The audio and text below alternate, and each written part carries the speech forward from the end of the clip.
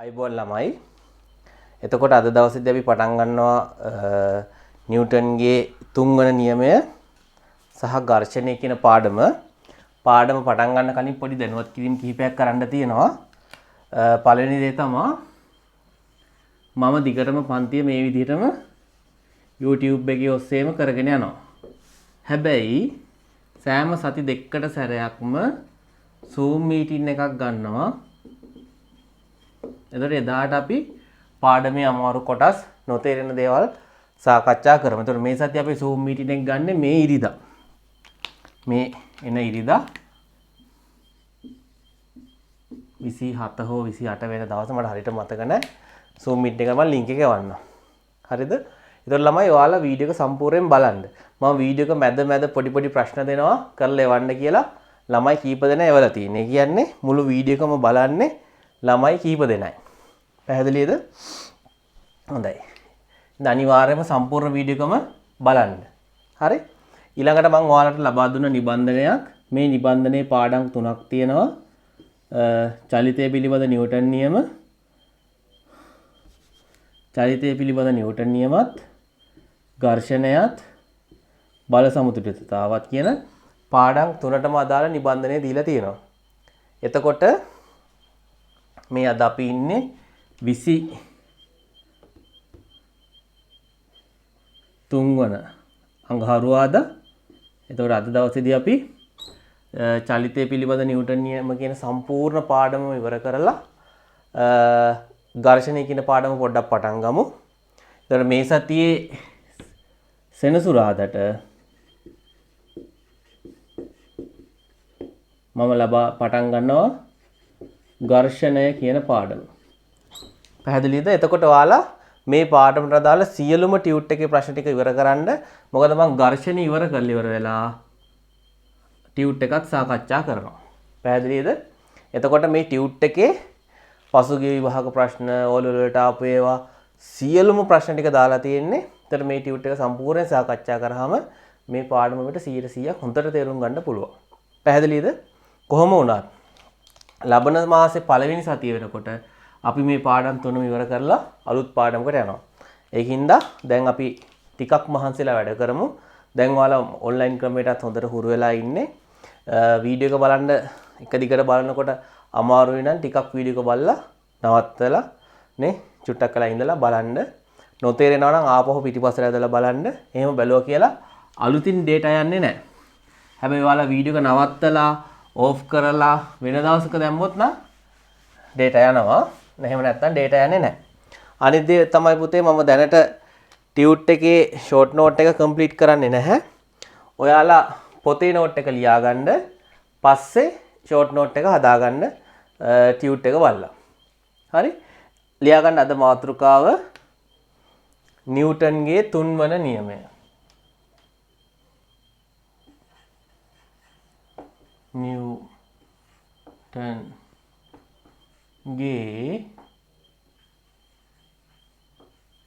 තුන්වන නියමය. නිව්ටන්ගේ තුන්වන නියමය. හොඳයි. හොඳයි. ලියාගන්න නිව්ටන්ගේ තුන්වන නියමය. නිව්ටන්ගේ තුන්වන නියමය. මොකද නිව්ටන්ගේ තුන්වන නියමය? සෑම ක්‍රියාවකටම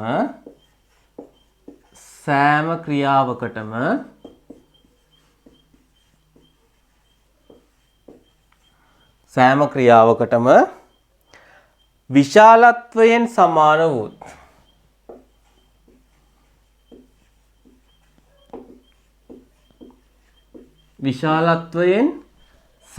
වූත්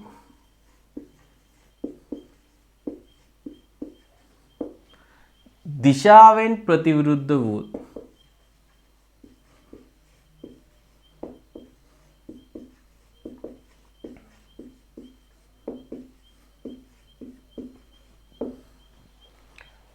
ප්‍රතික්‍රියාවක් ඇත.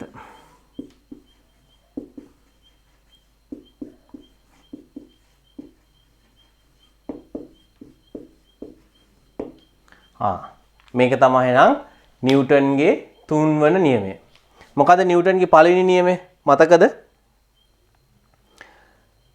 බාහිර අසමතුලිත බලයක් යෙදෙනතුරු නිශ්චල වස්තුන් නිසලතාවයේම සිටින අතර චලනය වන වස්තුන් ඒකාකාර ප්‍රවේගයෙන් චලනය වේ. අන්න නිව්ටන්ගේ පළමු වන නියමය. මොකද්ද? බාහිර අසමතුලිත බලයක් යෙදෙනතුරු නිශ්චල වස්තුන් තිබ්බ තැනමයි. නේ? බෝඩ් එක තියෙන තැනමයි. වැටෙන්නේවත් මුකුත් නැහැ. ගෙදර පුටුව තිබ්බ තැනමයි. හයි බාහිර බලයක් ක්‍රියා කරන තුළු නිශ්චල වස්තුන් නිශ්චලතාවයේම තිබෙන අතර චලනය වන වස්තුන් ඒකාකාර ප්‍රවේගයෙන් චලනය වේ. නිව්ටන්ගේ දෙවෙනි නියමය මොකක්ද කිව්වේ? අපි ඉගෙන ගත්තා. සමීකරණයක් F සමානයි ma. මතකද? F සමානයි ma. මොකද්ද මේකෙන් කියවෙන්නේ? වස්තුවක් මත ඇතිවන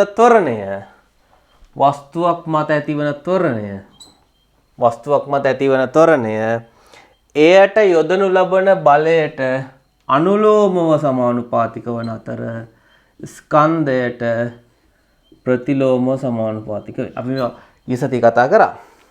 හරි? ඒ කියන්නේ බලය වැඩි වෙන්න ත්වරණයත් වැඩි වෙනවා. ස්කන්ධය වැඩි වෙන්න මෙතන එන්න ඕන ත්වරණයට නේ ස්කන්ධය වැඩි වෙන්න ත්වරණය අඩු වෙනවා. ඔන්න ඔයගේ කතාව. හරි? එහෙනම් නිව්ටන්ගේ තුන්වෙනි නියමයෙන් මොකද්ද පුතේ කියවෙන්නේ? නිව්ටන්ගේ තුන්වෙනි නියමයෙන් මොකද්ද කියවෙන්නේ? අපි දැන් ඒක චුට්ටක් බලමු. හරි. මෙතන සෑම ක්‍රියාවක් කියලා කියන්නේ වස්තුවක් මගින් තවත් වස්තුවක් මත යෙදෙන බලයකට. මොකද්ද ක්‍රියාවක් කියලා කියන්නේ? වස්තුවක් මගින් තවත් වස්තුවක් මත යෙදෙන ක්‍රියාවකට. එතකොට පුතේ ප්‍රතික්‍රියාව කියලා කියන්නේත් බලයකටම තමයි. හරි? අපි ඉගෙන ගත්තා. බලය කියන්නේ දෛශිකයක්. නිව්ටන් 20යි නිව්ටන් 30යි බලය සමානයි නිව්ටන් 80යි දිශාවකුත් තිබ්බා. උතුරු දිශාවට නැගෙනහිර දිශාවට නේ නිව්ටන් 20ක් උතුරු දිශාවට නිව්ටන් 30ක් නැගෙනහිර දිශාවට විශාලත්වයකුත් දිශාවකුත් තිබ්බා. මේක මොකක්ද කියන්නේ? සෑම ක්‍රියාවකටම විශාලත්වයෙන් සමානයි. විශාලත්වය කියන්නේ 20ට 30ට 80ට නේ විශාලත්වය සමානයි. හරි? විශාලත්වය සමානයි. හැබැයි දිශාවෙන් ප්‍රතිවිරුද්ධ බලයක් තියනවලු. පැහැදිලිද? හොඳයි. අපි දැන් එහෙනම් ඒකට උදාහරණයක් බලමු.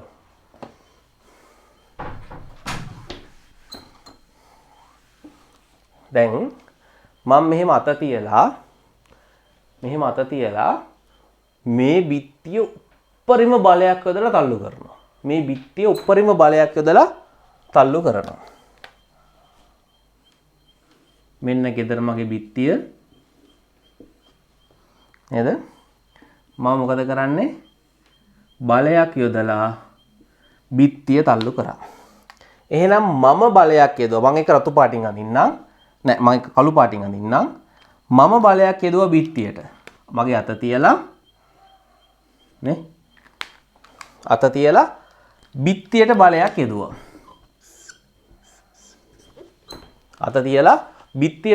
යදුවා. අපි හිතමු නිව්ටන් 100ක බලයක් යොදනවා. ඉතින් නිව්ටන් කියනවා මෙන්න මේ අවස්ථාවේ විශාලත්වයෙන් සමාන දිශාවෙන් ප්‍රතිවිරුද්ධ ප්‍රතික්‍රියාවක් තියෙනවා කියලා. ඒ කියන්නේ අපේ බිත්තිය නිව්ටන් 100ක බලයක් අනිත් පැත්තට යොදනවා. ඒක යොදන්නේ කොයිලාද? අපි මෙහෙම බලයක් යෙදුවොත් අපේ අතරත් දැනෙනවා. පැහැදිලිද? ඔයාලට හොඳටම තේරෙන එක අපි විනාඩි 20ක් විතර මෙහෙම බිත්තිය තද්ද කරගෙන හිටියොත් එහෙම මොකද වෙන්නේ? අත රිදෙනවා. නේ මේ හරිය අර රතු පාටට තියෙන අල්ල සුදු පාට වෙනවා. තැලිලා. නේද? එහෙනම් මොකද්ද වෙන් කියන්නේ? බලයක් යොදනකොට අපි මෙහෙම යොදනකොට ඒ වස්තුවෙන් ආපස්සට අනිත් පැත්තට බලයක් යෙදෙනවා. දැන් අපි ඇවිල්ලා ළමයි කෑ ගහනකොට පිටට හයියෙන් ගහනවා නේද? ඒ ගහන මොහොතේ ළමයට රිදෙනවා හා සමානවම අතත් මොකද වෙන්නේ? රිදෙනවා. ඇයි? පිටට හයියෙන් ගහන මොහොතේදී නේ හයියෙන් ගහනකොටම අතෙන් ළමයට මොකද්ද වෙන්නේ? බලයක් යෙදෙනවා. අනිත් පැත්තට අතෙන් මේ අතට බලයක් යෙදෙනවා. ඇයි ඒකනේ නිව්ටන් කියන්නේ? නේ මෙහෙම පිටට ඔහොම ගහනකොට දෝංගල ගහනකොට මේ මගේ අත කියලා තුමු මගේ අතෙන් පිටට බලයක් යෙදෙනවා. ඒ වෙලාවේ මොකද වෙන්නේ? පිටෙන් මගේ අතටත් බලයක් යෙදෙනවා. ඒ හින්දා ඔන්නෝම ගහනකොට කාටද රිදෙන්නේ? ළමයටත් රිදෙනවා. ගුරුවරයාටත් රිදෙනවා. පැහැදිලිනේ?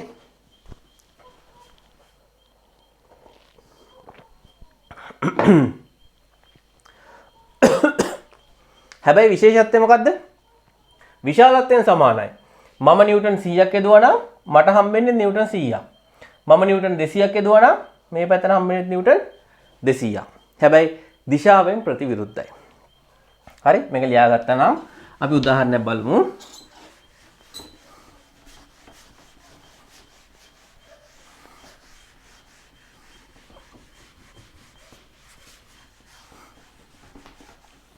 මේකට හොඳ උදාහරණයක් තියෙනවා.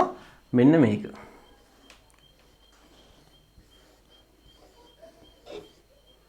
අපි තුමු ට්‍රොලි දෙකක් උඩ ට්‍රොලියක් කියන්නේ මොකද්ද?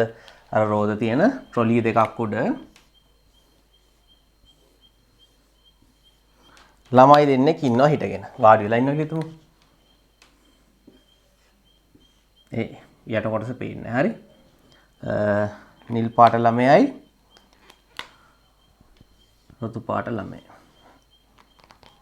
හරි? හොඳයි.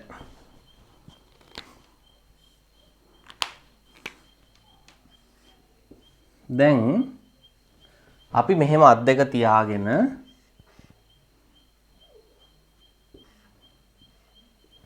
මෙයාගේ අතත් එහෙමම තියෙනවා.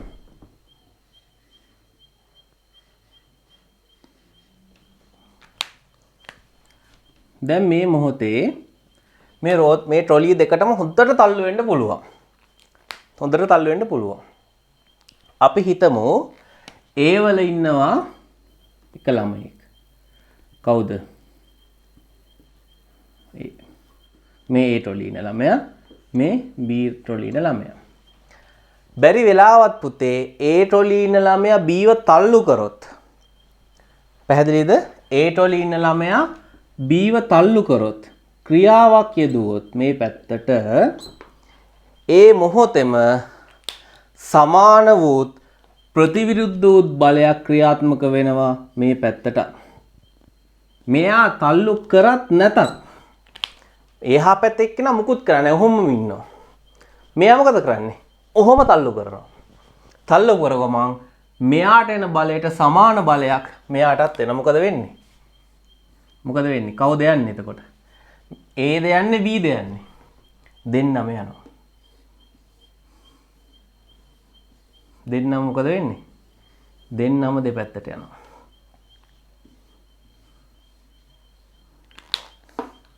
මෙයා අර අත ඒ විදිහටම තියාගෙන ඉන්න. මෙයා තල්ලු කරේ නැහැ. මං අසරණයි. මෙයා තමයි තල්ලු කරේ. හැබැයි මොකද උනේ? මොකද උනේ? දෙන්නම චලිත වුණා. දෙන්නම චලිත වුණා. දෙන්නම ගියා. ඇයි ඒ? මෙයා තල්ලු කරනකොට බලයෙන් සමාන වූත් විශාලත්වයෙන් සමාන වූත් බලයෙන් ප්‍රතිවිරුද්ධ බලයක් ඒට ආවා. ඒ තල්ලු කරනකොට බීව ඒත් ඔටෝමැටිකලි තල්ලු වෙනවා. පැහැදිලිනේ? මේක එකට එක උදාහරණයක්. හොඳයි. ලියා ගන්න නිදසුන් අංක 1. නිදසුන් අංක 1.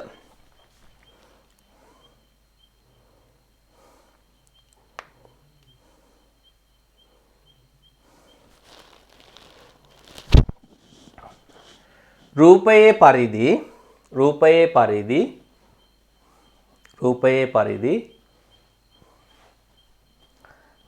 පරිදි ට්‍රොලි දෙකක් මත සිටින ළමුන් දෙදෙනෙකුගෙන්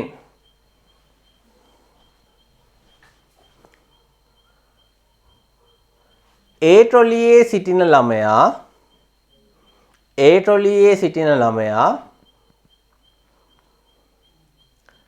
B ට්‍රොලියේ සිටින ළමයාව තල්ලු කරයි. A ට්‍රොලියේ සිටින ළමයා B ට්‍රොලියේ සිටින ළමයාව තල්ලු කරයි. එවිට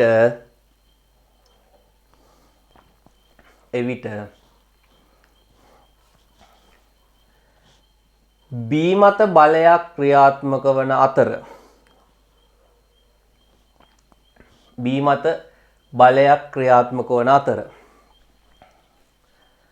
නිව්ටන්ගේ තුන්වන නියමය අනුව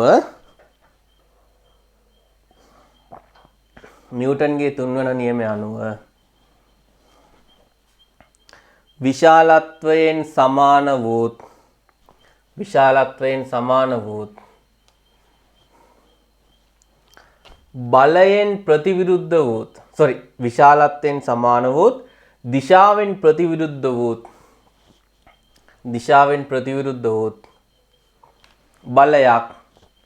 බලයක් ඒ මත ක්‍රියා කරයි. මෙයා තල්ලු කරා, එයාවත් තල්ලුණා, මෙයාවත් තල්ලුණා. එම නිසා ට්‍රොලි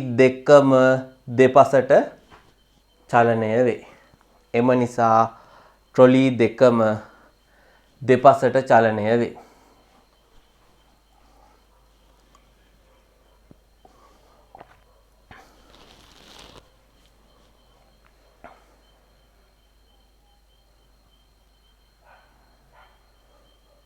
දැන් පුතේ අපි හිටන් ඉන්නකොටත් අපේ කකුල් රිදෙන්නේ ඕකනේ. අපි හිටන් ඉන්නකොට ගොඩක් වෙලා හිටන් නේද? ඔන්න අපි ඉන්න හිටගෙන හරි. මේ කකුල.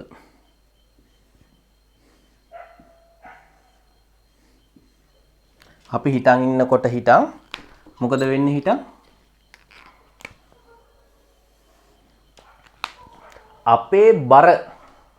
අපේ බර කියන බලය කොහෙටද ක්‍රියාත්මක වෙන්නේ? පහළට ක්‍රියාත්මක වෙනවා. අපේ බර කියන බලය පහළට ක්‍රියාත්මක වෙනවා.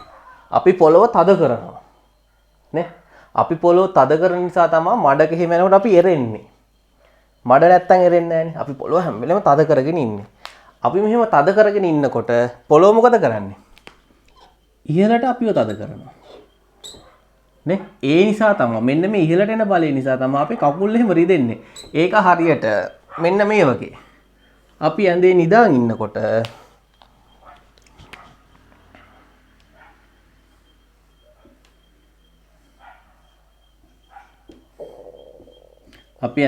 ඉන්නකොට හිතන්නකො කවුරු හරි මේ පැත්තෙන් ඇවිල්ලා අපේ කකුල තද කරනවා.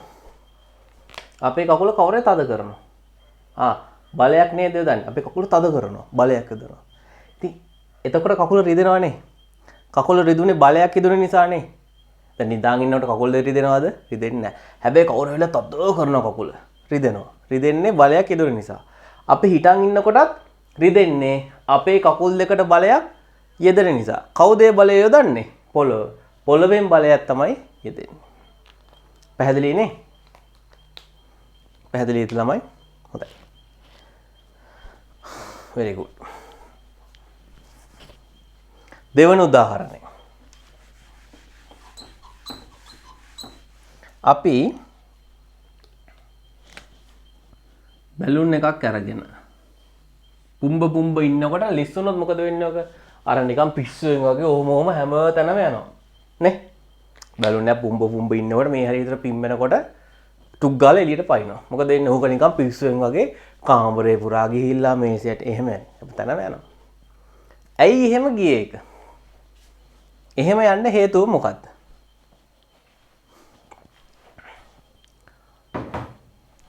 ඔතනදි වෙන්නේ පුතේ නිව්ටන්ගේ දෙවන නියමයටම අනුව තමයි ඔකත් වෙන්නේ.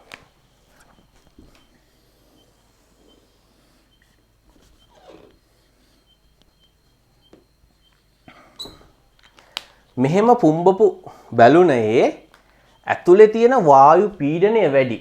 අයි අපි දැන් මේ බටේ තියෙන පෘෂ්ඨය හැම වෙලේම මොකද්ද බලන්නේ? ලං වෙන්න බලන්නේ. ඇතුලේ තියෙන වායුව එළියට යවන්න බලන්නේ. ඉතින් මේක අපි අතාරපු ගමන් මෙන්න මේ තියෙන වායු වේගයෙන් පහළට එනවා. වේගයෙන් පහළට එනකොට මේ හරිය ඉන්නවා නිකන් සාමකාමීව අපි දන්නේ නිකන් ඉන්නේ වගේ කම්මැලිකම ඉන්න වායු ටික ඉන්නවනේ. නේ. හිතන්නකො මෙහෙම උදාහරණයක්. බස් එකකට නගින්න මිනිස්සු ගොඩාක් බලාගෙන ඉන්නකොට බස් එක ගිහිල්ලා හෝල්ට් එක නවත්තනවා. දැන් අපි බස් එකෙන් බහින්න ඕන. මිනිස්සු ගොඩායි. බහින්න අමාරුයිනේ. අය අර කටි තල්ලු කරගෙන බහින්න බෑ. ඒ වගේ මේකේ හුලං එනකොට වායුගෝලෙත් හුලං තිබ්බා. නේ? වායුගෝලයේ සාමාන්‍ය විදිහට වාතය තිබ්බා. ඒතකොට මේ වාතය එන්න ඕන මොනවා කරගෙනද? මෙන්න මේ තියෙන වායු ටික තල්ලු කරගෙන තමයි පහළට එන්න ඕන. බලයක් යොදාගෙන පල්ලෙහාට එන්න ඕන. අන්න. එතකොට මේ වායු විසින් පහළට යන වායු විසින් එළියේ තියෙන වායු මත බලයක් ඇති කරනවා. බලයක් ඇති කරපු ගමන් ඒ පල්ලෙහා තියෙන වායු බැලුන් එක මත බලයක් ඇති කරනවා. ඉතින් පුතේ බැලුන් එක බර නෑනේ. මොකද වෙන්නේ බැලුන් එක? අම්බෝ නිකන් ආත භූත කරනවා වගේ හැමතැනම යනවා. මෙන්න මේ බලය නිසා. වේ හුලං එනකම්ම අර බලයේ ක්‍රියාත්මක මේ බැලුන් එක කොහොමම යනවා. අපිට ඔකට ක්‍රියාකාරකවකින්ම ඕක කරන්න පුළුවන්. හරි? කොහොමද ඔක කරන්නේ අපි ක්‍රියාකාරකම? ලියාගමු. දෙවන උදාහරණය.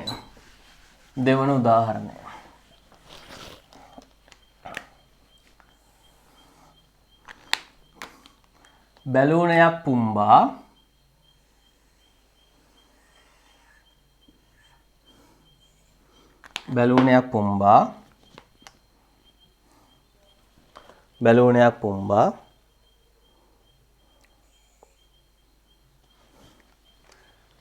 නූලක් තුලින් යවූ බීම බටයකට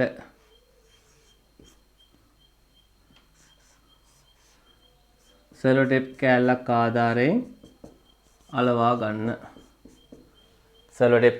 ආධාරයෙන් අලවා ගන්න.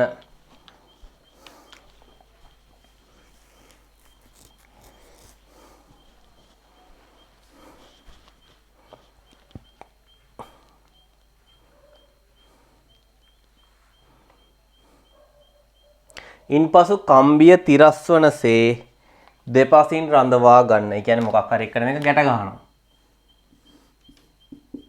නේ ගෙදර හිටියනම් මල්ලි කෙනෙක් මල්ලිගේ කකුලට හරි ගැට ගන්නවා. බලට ගැට ගන්නවා. නේ නැත්තම් මොකක් හරි එක ගැට ගන්නවා. කණුන් ගැට ගන්නවා.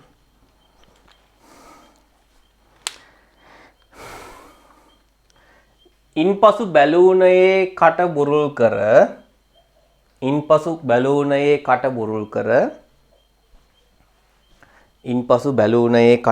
කර වාතය පිටවීමට ඉඩ හරින්න.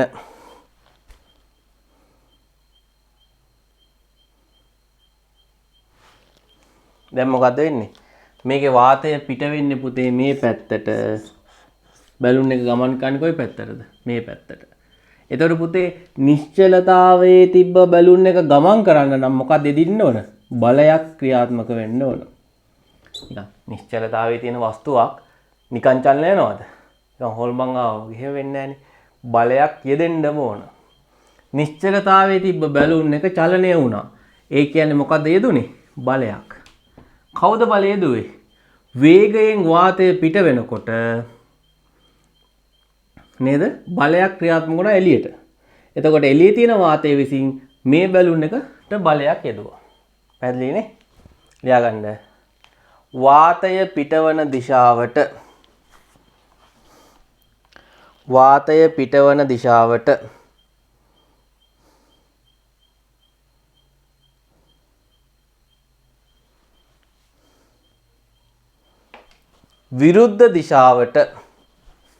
විරුද්ධ දිශාවට බැලූනය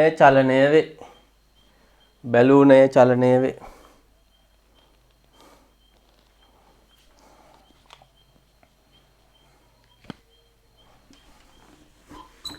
තාම මොනවද නිව්ටන්ගේ තුන්වෙනි නියමයේ තියෙන උදාහරණ? තව තියෙන උදාහරණ. තව උදාහරණ තමයි ලියා ගන්න. උදාහරණ පිහිනීම. පිහිනීම. ඔරු පැදීම. පිහිනීම. ඔරු පැදීම. හරි මම පිහිනීම කියලා දෙන්න. අපි කොහොමද පුතේ පිහිනන්නේ? අපි වතුරට බහලා කොහොමද පිහිනන්නේ? මෙන්න ජලාශයක් තියෙනවා. නේ? දැන් මේ ජලාශය ළම ඉන්නවා පීනනවා. කොහොමද පීනන්නේ? වතුරට බහලා දෙපැත්තෙන් කොහොම අත් දෙක දාලා වතුර ටික පස්සට තල්ලු කරනවා. නේ? පස්සට වතුර තල්ලු කරනවා. නේ? වතුරට බලයක් යොදනවා පල්ලෙහාට පිටිපස්සට තල්ලු කරලා. මෙහෙම වතුරට බලයක් යොදනකොට අර නිකන් ඉන්න වතුර අම්බෝ අද නම් උදේ පාන්දර නැගිටින්න ඕනේ නැගිලා ඔය ඉන්නකොට මේ මිනිස්සෙක් ඇවිල්ලා තල්ලු කරනවා. වතුර තල්ලු කරනකොට වතුරට බලයක් යොදනකොට ඒ යොදන බලයට සමාන ප්‍රතිවිරුද්ධ බලයක් අත් දෙකට ක්‍රියාත්මක වෙනවා.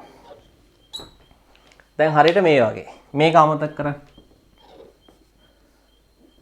මිනිස්සෙක් වතුරේ ඉන්නවා. අපි අත් දෙකට කඹ දෙකක් දාලා අදිනවා. දැන් මොකද වෙන්නේ මිනිස්සයා? ඔහොම යනවා. යනවද නැද්ද? යනවා. වතුරේ ඉන්න මිනිස්සයාට අත් දෙකට කඹ දෙකක් දාලා අදිනවා. ඒ කියන්නේ අත් දෙකෙන් ඇද්දොත් මූ ඉස්සරහට යනවද නැද්ද? ඉස්සරහට යනවා. ඒ කියන්නේ අත් දෙකට මේ අත් දෙකට මෙහෙම කඹ දෙකක් දාලා මේ මිනිස්සයා වදිනවා මෙහි ඉඳන්. එනවද නැද්ද? එනවා.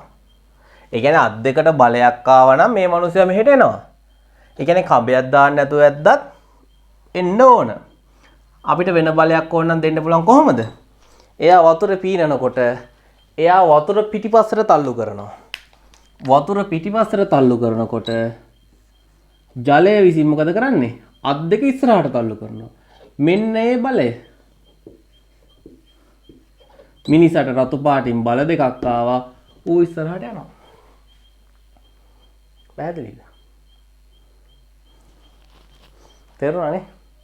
එතකොට පුතේ ඔය හෙලිකොප්ටර් එක තියෙන්නේ මේ සංසිද්ධියම තමයි. මොකද්ද හෙලිකොප්ටර් එක තියෙන සංසිද්ධිය? හරි මම මේ පැත්තේ ෆෑන් එක අඳින්න තියෙන දැනට. හෙලිකොප්ටර් එක තියෙන්නේ ඔය සංසිද්ධියම තමයි.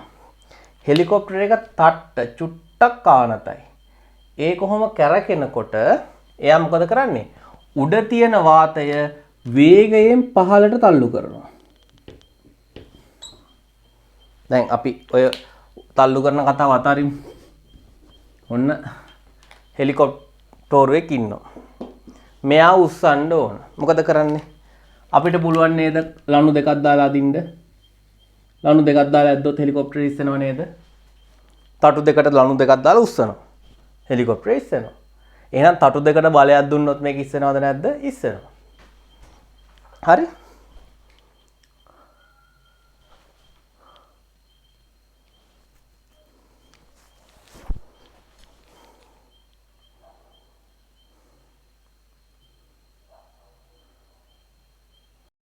හොඳයි ළමයි මේ අවස්ථාව බලමු.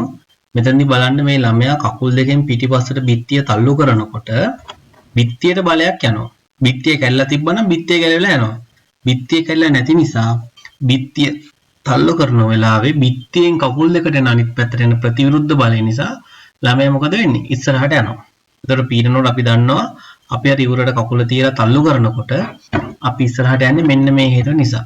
අපි බිත්තියට බලයක් යදුවා. බිත්තියෙන් අපිට බලයක් එනවා. මෙන්න මේ බලය නිසා අපි ඉස්සරහට තල්ලු වෙලා යනවා. පැහැදිලි නේද? එතකොට මෙතන මෙන්න මේ අවස්ථාවේදී නිව්ටන්ගේ තුන්වෙනි නියමයෙන් තමයි අපිට මේක පැහැදිලි කරගන්න පුළුවන් වෙන්නේ. හොඳයි අපි එහෙනම් නැවතත් පාඩමට එමු. හරි. හොඳයි. තටු දෙකට බලයක් දුන්නොත් මේක ඉස්සෙනවා. ප්‍රශ්නයක් නැහැ. එතකොට මේ හෙලිකොප්ටරයක් උඩ යනකොට වෙන්නේ මොකද්ද? මේ තටු දෙක වේගින් කරකිනවා. වේගින් කරකිනකොට පුතේ මේ දෙක අතරින්ද වේගින් කරකිනකොට මේ අවට තියෙන වාතය මොකද වෙන්නේ? වේගයෙන් පහළට තල්ලු කරනවා. වේගයෙන් පහළට තල්ලු කරනවා. කියන්නේ වේගයෙන් අණු වලට බලයක් දෙනවා. ඒ බලය දෙනකොට මේ යොදන බලයට සමාන ප්‍රතිවිරුද්ධ බලයක් ඉහළට ක්‍රියාත්මක වෙනවා. ඉතින් මොකද වෙන්නේ? වාතය පල්ලෙහාට එනවා, හෙලිකොප්ටරේ උඩ යනවා. මොකද වෙන්නේ? වාතය පහළට යනවා. ඇයි? වාතයට බලයක් දුන්නා, වාතය පල්ලෙහාට ගියා. වාතය හෙලිකොප්ටරයට බලයක් දුන්නා, හෙලිකොප්ටරේ උඩ ගියා. ආයි කියන්නම් වාතයට බලයක් දුනකොට වාතය අපිට බලයක් දෙනවා. වාතය පහළට ගියා, හෙලිකොප්ටරේ උඩ ගියා. එහෙනම් ඊළඟ උදාහරණය මොකද්ද? හෙලිකොප්ටරය. හෙලිකොප්ටරය. මේ හැම එකම තියෙන පුතේ නිව්ටන්ගේ තුන්වන නියමය. යොදන බලයට විශාලත්වයෙන් සමාන දිශාවෙන් ප්‍රතිවිරුද්ධ බලයක් හැම වෙලේම ක්‍රියාත්මක වෙනවාමයි. හරි. රොකට් එක වෙන්නේ තෝකයි. එතකොට ඔය හඳට යනකොට නේද? රොකට් එක වෙන්නේ ඔය සංසිද්ධියමයි.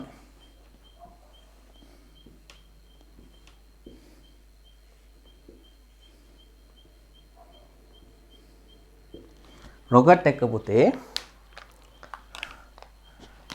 හයිඩ්‍රජන් වායුවයි ඔක්සිජන් වායුවයි දහනය කරලා වේගයෙන් වාත කඳක් පහළට විදිනවා. වේගයෙන් වාතය පල්ලෙහාට එනවා. වේගයෙන් වාතය පහළට එනකොට රොකට් එකට හම්බ වෙනවා බලයක්. ඒ කියන්නේ ඊට සමාන බලයක් රොකට් එකට හම්බ වෙනවා. ඉතින් රොකට් එක උඩට යනවා. නේ? වේගයෙන් වාතය පහළට යනවා.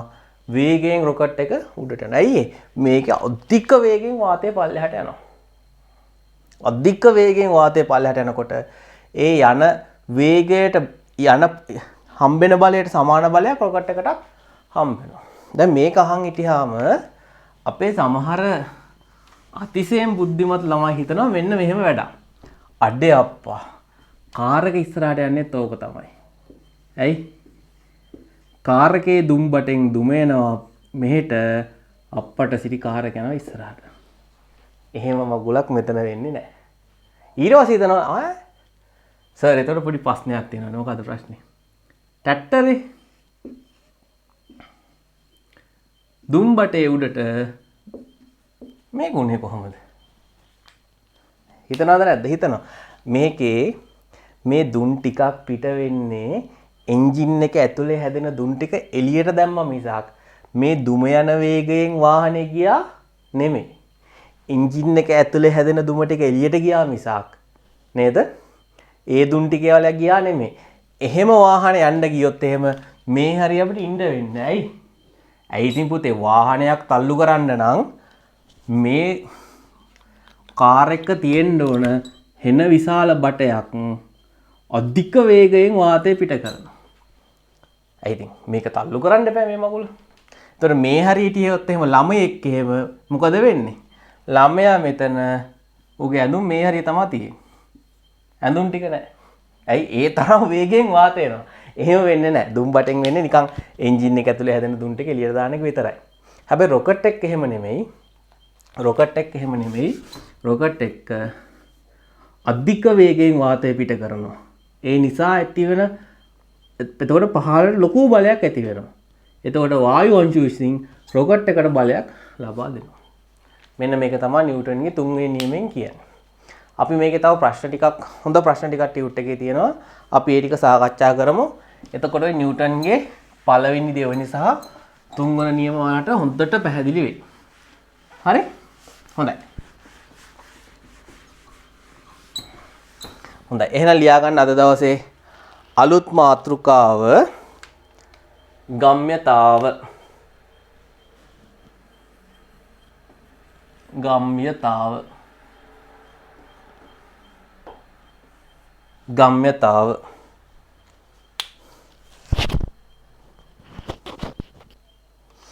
ගම්‍යතාව. අපි දැන් කතා කරමු පුතේ මෙන්න මේ ගම්‍යතාව කියන දේ. හරි? හොඳයි. ගම්‍යතාව. ලියාගන්න මාතෘකාව ගම්‍යතාව. හොඳයි. දැන් අපි පාරේ ඉන්නකොට ඇහෙනවා පොඩි එකෙක් කෑ ගහනවා බුදු අම්බෝ බයිසිකලේ බ්‍රේක් නැතෝ මාව අල්ල ගනියෝ කියලා කෑ ගහනවා. මොකදලා තියෙන්නේ? ඌගේ අර බයිසිකලේ රෝද 3ක් තියෙන රෝද දෙකේ බයිසිකලයක් මනිමුකෝ. නේ රෝද දෙකේ බයිසිකලේ නේ තියෙනවා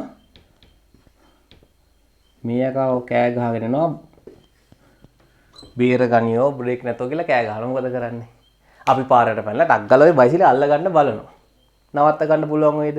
පුළුවන්. ඒතරෙන් බයිසිකල අපි පහු කරා යනකොටම අරුව බදාගත්තත් අපිත් ඔහොමම ගිහිල්ලා නවත්ත ගන්න පුළුවන්. නේද? නවත්තලා පාරවල ඉන්නකොට ආය හැනවා බුදු අම්බෝ බේර ගනියෝ කාර් එකක් යනවා පුතේ බ්‍රේක් නැතුව. බස් එකක් යනවා. බස් එකක් යනවා බ්‍රේක් නැතුව. පයින්නවද පාරට? පයින්නවද? ඒ දැන් බයික් නැවැත්තුවා නම් පාරට මැල්ල බයිසිකල් කාරයා අයි බස් එක නවත්තන්න බැරි. නිකන් අපිට තේරෙනවා අපි නිකන් පාරට පැන්නොත් බස් එක නම් නවතින්නේ නැති වෙයි. හැබැයි අපි ස්ටිකර් එකක් වෙයි කියලා හිතනවා නිකන් නේ. නේ එහෙම නිකන් පාරවල නවත්තන්න පුළුවන්ද? නවත්තන්න බෑ. එතකොට මෙන්න මේ ගම්‍යතාවෙන් කියන්නේ චලනය වන වස්තුවක්. චලනය වන වස්තුවක් නවත්තන්න කොච්චර අපහසුද වගේ අදහසක් තමයි දෙන්නේ. චලනය වන වස්තුවක් නැවැත්වීමට කොච්චර අපහසුද? අපහසුද කියන එක තමයි මේකෙන් දෙන්නේ. ඇත්තටම මේකෙදි කරන්නේ පුතේ අපිට අර තේරිච්ච දෙයට අගයක් දෙනවා. දැන් අපිට තේරෙන්නේ බයිසිකල් කාර් එකක් නම් නවත්තත හැකි. හැබැයි බස් එකක් නම් පොඩි අවුලක් තියෙනවා, ස්පට්ටයක් තියෙනවා. මෙහෙම හිතමු. ක්‍රිකට් ගහනවා. නේ අපි බෝලේ ඈතට ගියහම බෝලේ උස්සලා විසි කරනවා අල්ල ගන්න කියලා. යගුලි විසි කරනකොට ඔක් කරනවද? යගුලි විසි කරාම යගුලි විසි කරනවා දැන් අල්ල ගන්න කියලා. එහෙම විසි කරන්නේ. ඇයි ඒ? යගුලිය අල්ලන්න ගියොත් එහෙම මොකද වෙන්නේ? අපිත් නිකන් මෙහෙම වෙයි. නිකන් යගුලියත් එක්කමනේ. මෙහෙම අල්ලගත් ඔක් ගාලා අපිත් එක්කම වැටේ. බෝලයක් නවත්තන්න පුළුවන්. හැබැයි යගුලියක් නවත්තන්න බෑ. ඇයි ඒ? අර කියතයි නිකන් බෝලේ නම් ඉතින් බෝලේ චූටිනේ. වැඩි ස්කන්ධයක් නැහැ නිකන් බර අඩුයිනේ කියලා කියනවා නිකන් තේරෙන භාෂාවෙන්. හැබැයි යගුලි එහෙම නෑ. මාර ස්කන්ධයක් තියෙන්නේ මාර බරයි. පිස්සුද යගුලියක් අල්ලන්න කියනවා. හරි. ඒ කියන්නේ ඔයාලට ඕන බර නැති එකක් අල්ලන්න බඳ බර නැත්තම් අල්ලත හැකි ඉතින්.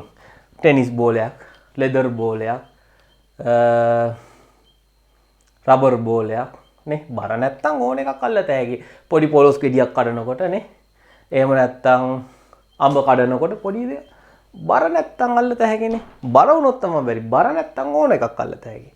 හරි. කියලා තුවක්කුවකින් වෙඩි දිනවා. උණ්ඩේ බරයිද? අනේ පුතේ උණ්ඩේ ග්‍රෑම් 10ක්වත් බර නැහැ. හැබැයි උණ්ඩයක් ඇල්ලුවොත් මොකද වෙන්නේ? අල්ලන්න යනවා. උණ්ඩේ ගිහිල්ලා. දැන් මොකද උනේ? එහෙනම් මේ ස්කන්ධය වැඩි වුණාමත් නෙමෙයි. වේගය වැඩි වුණාමත් පොඩි අප්සෙට් එකක් තියෙනවා. වේගය වැඩි වුණාමත් අල්ල ගන්න බෑනේ. වෙඩි තිබ්බහම අත දාලා අල්ලන්න කියලා උණ්ඩේ. මොකද වෙන්නේ? නේ? එහෙන් බලත හැකි. සාසෝක් නේ කියලා. මොකක්ද වෙන්නේ? එහෙනම් පුතේ ස්කන්ධය වැඩි වුණාමත් අපිට නිකන් නවත්තන්න අමාරුයි වගේ අපිට දැනෙනවා. වේගය වැඩි වුණාමත් අල්ල ගන්න නිකන් අමාරුයි වගේ දැනෙනවා. එහෙනම් ඔයාලට දැනෙන්න ඕන මේ චලනය වන වස්තුවක් නවත්තන්න අමාරු හේතු දෙකක් නිසා. එකක් ස්කන්ධය. ස්කන්ධය වැඩි නම් අල්ලන්න අමාරුයි. ස්කන්ධය අඩුයි නම් අල්ලන්න පුළුවන්. අනිත් දේ තමයි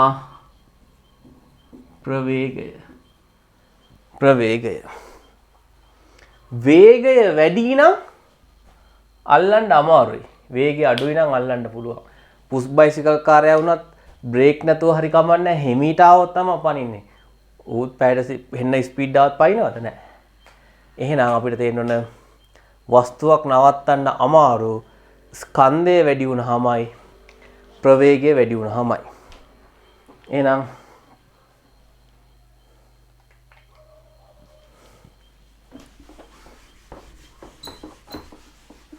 එතකොට අපේ විද්‍යාඥයෝ සෙට් එක මොකද කරන්නේ? ඔය එකක් දැකපු ගමන් බන්දලා දෙනවා. මොකද්ද කරන්නේ? එයාලා දැක්ක මෙහෙම. නැවැත්වීමට අපහසුයි.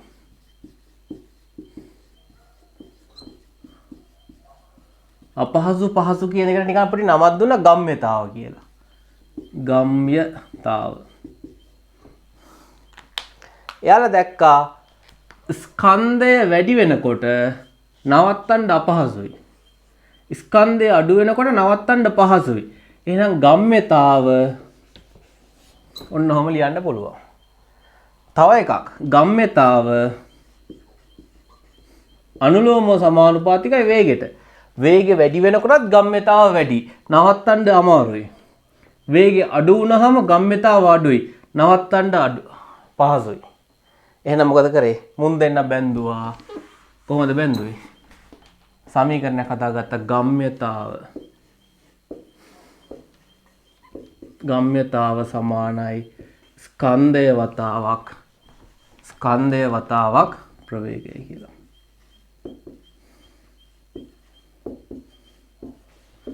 ප්‍රවේගය. එහෙනම් ගම්ම්‍යතාව කියලා කියන්නේ මොකද්ද? ස්කන්ධය ගුණ කිරීම ප්‍රවේගය. මොනවද ඒකක?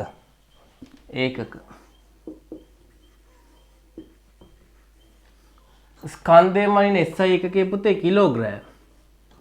ප්‍රවේගය මයින් SI ඒකකයේ තප්පරයට මීටර. එහෙනම් ඒකක වෙන්නේ kgms ඍණ 1.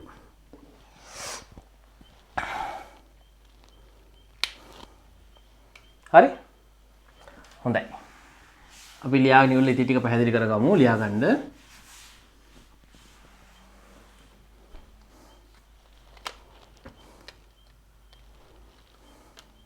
ගම්ම්‍යතාව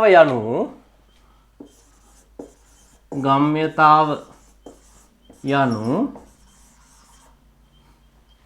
වස්තුවක්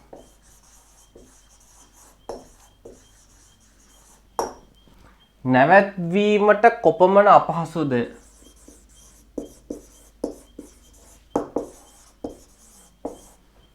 නැවැත්වීමට කොපමණ අපහසුද යන්න පිළිබඳ මිනුමකි.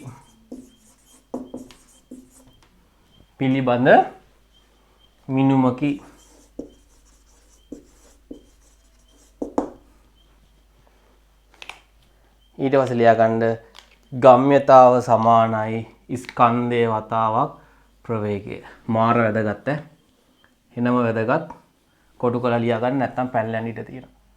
ගම්ම්‍යතාව සමානයි ස්කන්ධය වතාවක් ස්කන්ධය ගුණ කිරීම ප්‍රවේගය. ඒකක කිලෝග්‍රෑම් තප්පරයට කිලෝග්‍රෑම් මීටර. හරි නැත්නම් kgms ඍණ 1. තව වැදගත් දෙයක් තියෙනවා. ගම්ම්‍යතාව කියන්නේ දෛශිකයක්. ගම්ම්‍යතාව දෛශිකයකි. කියන්නේ මොකද්ද? දිශාවක් තියෙනවානේ. දිශාවක් තියෙනවා. නවත්තන්න අමාරුයිනේ යන එකක්. අපි මේ පැත්තට පැනලානේ අල්ලන්න ඕන. යන පැත්තට තල්ලු කරොත් මොකද වෙන්නේ? එහෙම එකක් නෑ. එහෙනම් ගම්ම්‍යතාව කියන්නේ දෛශිකයක්. හරි?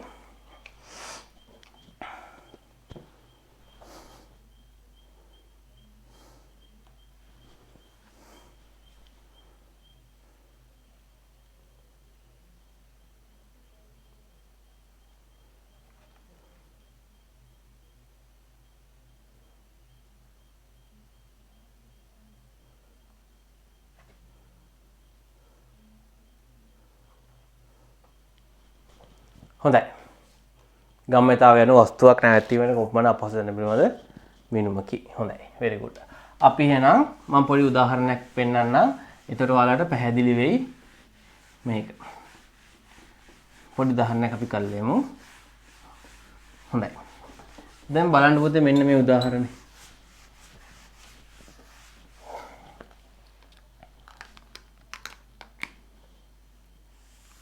පොළවේ බෝලයක් චලිත වෙනවා පොළොවේ බෝලයක් චලිත වෙනවා තප්පරයට මීටර් 20කින්.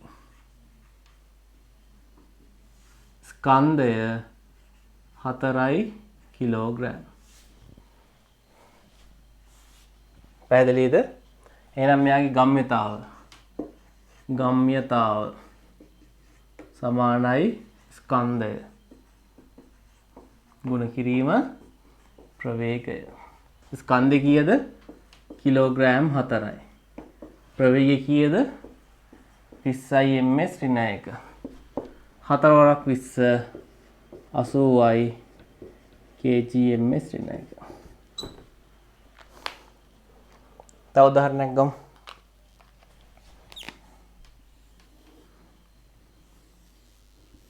කිලෝග්‍රෑම් 3ක වස්තුවක් චලනය වෙනවා 25යි ms ඍණ 1. දැන් නිකන් හිතුවොත් මේ දෙන්නෙන් කවුද නවත්තන්න අමාරු? මෙයා බර චුට්ටක් අඩුයි, මෙයාගේ ස්කන්ධය පොඩ්ඩක් අඩුයි, මෙයාගේ ස්කන්ධය වැඩි. හැබැයි මෙයාගේ ප්‍රවේගයත් අඩුයි, මෙයාගේ ප්‍රවේගය වැඩි. මෙයාගේ අඩු වෙනකොට මෙතන වැඩි වෙලා. මෙතන අඩු වෙනකොට මෙතන වැඩි වෙලා. හොඳම දේ මොකද්ද? ගම්ම්‍යතාව හොයන එක. ගම්ම්‍යතාව සමානයි ස්කන්ධය ගුණ කිරීම ප්‍රවේගය. ස්කන්ධය කීයද? 3යි කිලෝග්‍රෑම්, ප්‍රවේගය 25යි ms ඍණ 1. 25ව 3ක් 75යි kg ms ඍණ 1. අන්න පුතේ එහෙනම් කාවද නවත්තන්න අමාරු? මෙයාව නවත්තන්න අමාරුයි මෙයාට වඩා. පැහැදිලිනේ මොකද්ද ගම්ම්‍යතාව කියන්නේ කියලා?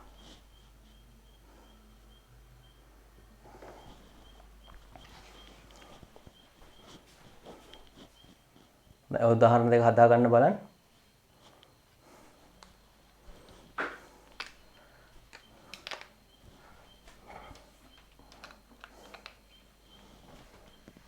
අපි දැන් ඇත්ත ගානක් හදමු. ඇත්ත ගානක් කියන්නේ මේ අපිට දිනදා හම්බෙන ගාන. හරි. ඔයාලා ගාන හදාගත්තේ නැත්නම් පොඩ්ඩක් වීඩියෝ එක පිටිපස්සට අරන් ගාන හදා ගන්න ළමයි.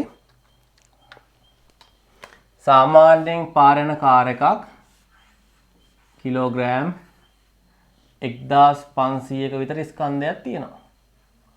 මෙයා සාමාන්‍යයෙන් පාර යනවා තප්පරයට මීටර අපි හිතමු 10කින්. තප්පරයට මීටර 10ක් යනවා. කොහොමද ගම්ම්‍යතාව හොයන්නේ?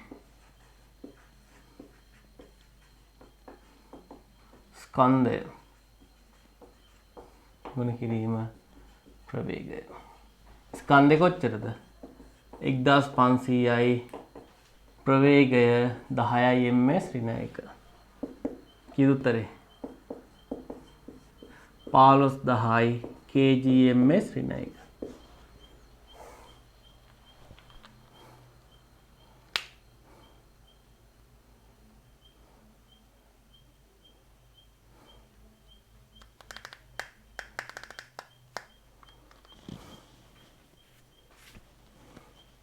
හොඳට මතක තියාගන්න මෙන්න මේක. ස්කන්ධය ආදේශ කිරීමේදී කිලෝග්‍රෑම් වලින් ආදේශ කළ යුතුය. ප්‍රවේගය ආදේශ කිරීමේදී තප්පරයට මීටර වලින් ආදේශ කළ යුතුය. ඒ දෙක ගොඩක් වැදගත්. හරි.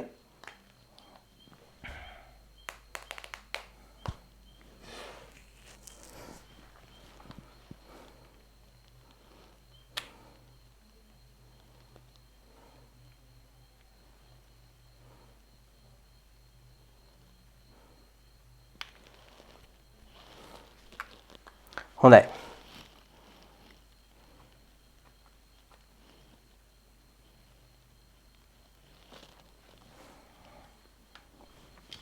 තව උදාහරණයක් අරන් ලියා ගන්න ගානක්. එක්තරා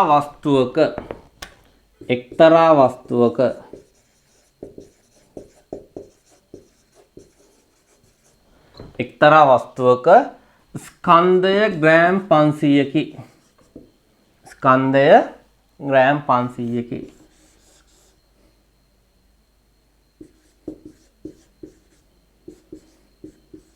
එහි ප්‍රවේගය 10යි ms ඍණ එක නම් ගම්ම්‍යතාව සොයන්න.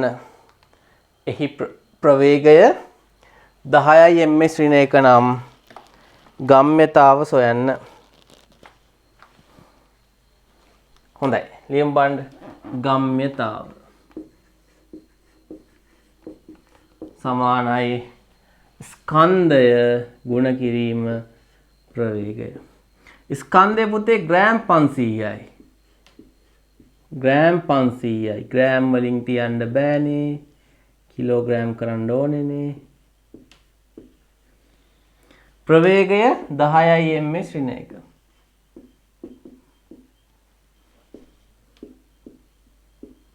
උත්තරේ නම 5යිනේ. kg ms ඍණ එකනේ. right?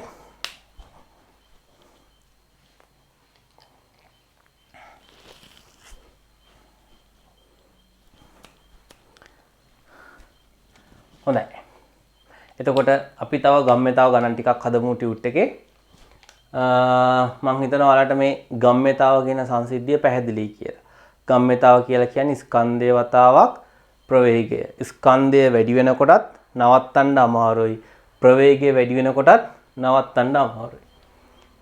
එහෙනම් ගම්ම්‍යතාව කියලා කියන්නේ නවත්තන්න කොච්චර අමාරුද? මේ දෙක ගත්තොත් කාවද නවත්තන්න අමාරු? කාර් එක නවත්තන්න අමාරුනේ පුතේ. 15000යිනේ ගම්ම්‍යතාව. මේක ග්‍රෑම් 500යිනේ. ගම්ම්‍යතාව 5යිනේ. නවත්තන්න පුළුවන්නේ. පැහැදිලිනේ? පැහැදිලිනේ? එතකොට අපි නිකන් මෙන්න මේ වගේ එකක් නිකන් හිතමු නිකන් පොඩි විහිළුවට වගේ. දැන් මේක තමයි ගම්ම්‍යතාව 15000යි නේ. කාර් එකක් කියලා හැප්පුණොත් එහෙම නිකන් 15000ක් කියන්නේ සෑහෙන හානියක් වෙන්න පුළුවන්. අපි හිතමු නිකන් පෘථුවියට ආසන්නයෙන් එනවා ග්‍රහ වස්තුවක් නේද? නිකන් කිලෝග්‍රෑම් 1000ක වගේ. දැන් මේවා එන්නෙත් එමින්ද? එන්නෙත් එමින් නෙවෙයි නිකන් පැයට තප්පරයට මීටර නිකන් 800ක විතර වේගෙන් ආව හිතන්නකො ප්‍රවේගය. නේ? පෘථුවියේ වදිනකොට ගම්ම්‍යතාව කොච්චරද? ගම්ම්‍යතාව සමානයි බහදා ගන්න එපා. ස්කන්ධය වතාවක් ප්‍රවේගය 1000යි 800යි 800යි බිංදු 8000යි 80000යි ලක්ෂයයි. පේනවනේ? ඒතර මේ වගේ කිලෝග්‍රෑම් 1000ක 10000ක වගේ ලොකු උල්කාපාත කළ වැදුනොත් එහෙනම් පෘථිවියට සෑහෙන හානියක් වෙන්න පුළුවන්. හානිය වෙන්නේ ස්කන්ධය වැඩි නිසාම නෙමෙයි. එයාගේ ප්‍රවේගයත් වැඩි නිසා. හැබැයි පොඩි කතන්දර ටිකක් තියෙනවා. අපේ අර වායු ගෝලයේ තියෙන හින්දා පොඩි වෙනස්කම් වෙනවා. මම කියන්නේ වායු ගෝලයටත් නවත්තන්න පුළුවන් සීමාවක් තියෙනවා. පැහැදිලිනේ? එතකොට සාමාන්‍ය කිලෝග්‍රෑම් 10000කට 20000කට වඩා ලොකු එකක් ආවොත් එහෙම ඒක තියෙන ස්කන්ධයයි එයාගෙන ප්‍රවේගයයි නිසා විශාල ගම්ම්‍යතාවයක් තියෙනවා. ඒතර මේ වගේ එකක් වැදුනොත් පුතේ නේ මුළු පෘථිවියක් උනත් විනාශ වෙන්න පුළුවන්. සරල උදාහරණයක් කිව්වේ. හරි? මේ ගාන අපි ලියාගමු. ලියාගෙන හදමු. නැත්තම් තේරෙන්නේ නැහැ මොකද්ද කියලා. පෘථිවිය දෙසට පැමිණෙන ග්‍රහ වස්තුවක පෘථිවිය දෙසට පැමිණෙන උල්කාපාතයක පෘථිවිය දෙසට පැමිණෙන උල්කාපාතයක ස්කන්ධය කිලෝග්‍රෑම් 1000කි.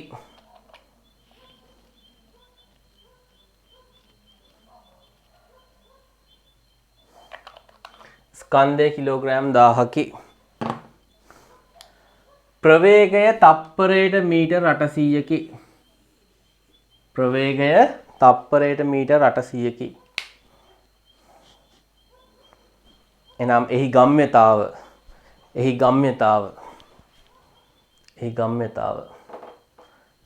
සමානයි m වතාවක් v. එනම් 1000 ගුණ කිරීම 800 8 ලක්ෂ 8යි කිලෝමීටර් තප්පර වර්ග තප්පරයට මීටර. හොඳයි.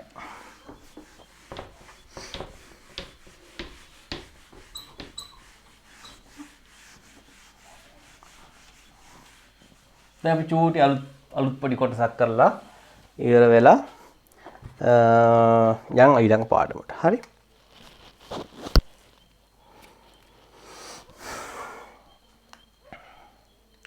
හොඳයි. දැන් අපේ පෘථුවියයි හඳයි ගත්තොත් සඳ මේ පෘථුවිය නේ අපි කිව්වා අපි ඉගෙනගෙන තියෙනවා පෘථුවියේ ගුරුත්වාකර්ෂණ බලය වැඩි. ගුරුත්වාකර්ෂණ බලය වැඩි. ගුරුත්වාකර්ෂණ ඒ කියන්නේ පොළොව දෙසට ඇදලා ගන්න ප්‍රමාණය වැඩි. හඳේ අඩුයි. හඳ දෙසට ඇදලා ගැනීමේ බලය අඩුයි. එතකොට මම තරාදියක් අරගෙන මේ තරාදිය උඩට මම නැග්ගොත් හිතමු උදාහරණයකට මගේ පෙන්නයි කියලා කිලෝග්‍රෑම් 100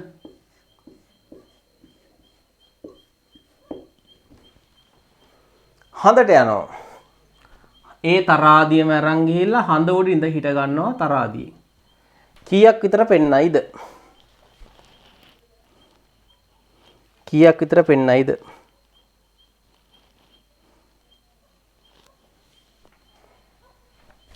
සාමාන්‍යයෙන් 1යි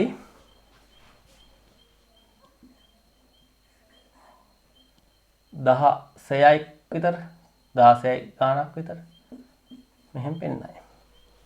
එතකොට පුතේ ඇයි එහෙම උනේ? මගේ මොන හරි අඩු වුණාද හඳට යනකොට?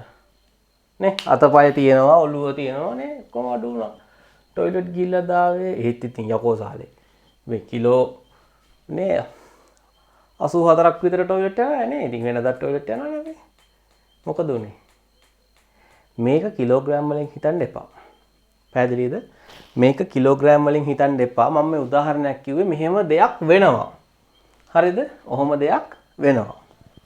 මේ කතාව මෙන්න මෙහෙම පැහැදිලි කරගමු. එතකොට මෙන්න මෙහෙම සිද්ධියක් වෙනවා. ඒක විතරක් ඔලිදියා ගත්තාම ඇති ඈ. මොකද්ද වෙන සිද්ධිය? අපි මෙහෙදි නිකන් අපේ බර එකක් හඳට ගියාම තව බරක්. ඇයි මේ බර වෙනස් වුනේ? නේ එතකොට බර කියලා කියනවා ඊට පස්සේ ස්කන්ධය කියනවා කිලෝග්‍රෑම් කියනවා නිව්ටන් කියනවා ඔළුව පැටලෙනවා නේ බරම ඉන්නේ නිව්ටන් වලින්ලු ස්කන්ධයම ඉන්නේ කිලෝග්‍රෑම් වලින්ලු නේ ඒ වුණාට මගේ බර නම් කිලෝග්‍රෑම් 100යිලු මොකක්ද යකෝ මේ කතාව බරම ඉන්නේ නම් නිව්ටන් වලින්ලු ස්කන්ධයම ඉන්නේ නම් කිලෝග්‍රෑම් වලින්ලු ඒ වුණාට මගේ බර කිලෝග්‍රෑම් 100යිලු කඩේට ගිහිල්ලා හාල් කිලෝ එකක් ඉල්ලුවාම හරි බරයි. හැබැයි කිලෝග්‍රෑම් එකයිලු. නිව්ටන් වලින් නම් මනින්නේ නෑලු. මොකද්ද මේ? කොහොම පොඩි ප්‍රශ්නයක් තියෙනවා. අපි ඕක විසඳගමු මෙන්න මෙහෙම. පුතේ මේ මොහොතේ මම මෙතන හිටියත් හඳට ගියත් අඟහරු වලට ගියත් මගේ මේ ඇඟේ තියෙන දේවල් ටික වෙනස් වෙන්නේ නැහැ. පැහැදිලිද? ඇඟේ තියෙන දේවල් ටික වෙනස් වෙන්නේ නැහැ. කියන්නේ ඇඟේ තියෙන පදාර්ථ ප්‍රමාණය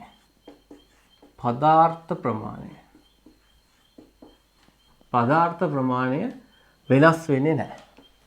මෙන්න මේ තියෙන පදාර්ථ ප්‍රමාණය මනින්නේ කිලෝග්‍රෑම් වලින්. පටල ගන්න එපා. හොඳට අහගන්න.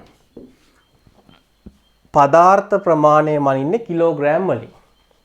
එහෙනම් පෘථුවියේදී මගේ ස්කන්ධයත් මෙන්න මේ ස්කන්ධයට තමයි පදාර්ථ ප්‍රමාණය කියලා කියන්නේ. ස්කන්ධය. එහෙනම් පෘථුවියේදී මගේ ස්කන්ධයත් කිලෝග්‍රෑම් 100යි. හඳට ගියත් මගේ ස්කන්ධය කිලෝග්‍රෑම් 100යි. බ්‍රහස්පතිට ගියත් මගේ ස්කන්ධය කිලෝග්‍රෑම් 100යි. වෙනස් වෙන්න බෑනේ. පදාර්ථ ප්‍රමාණයනේ.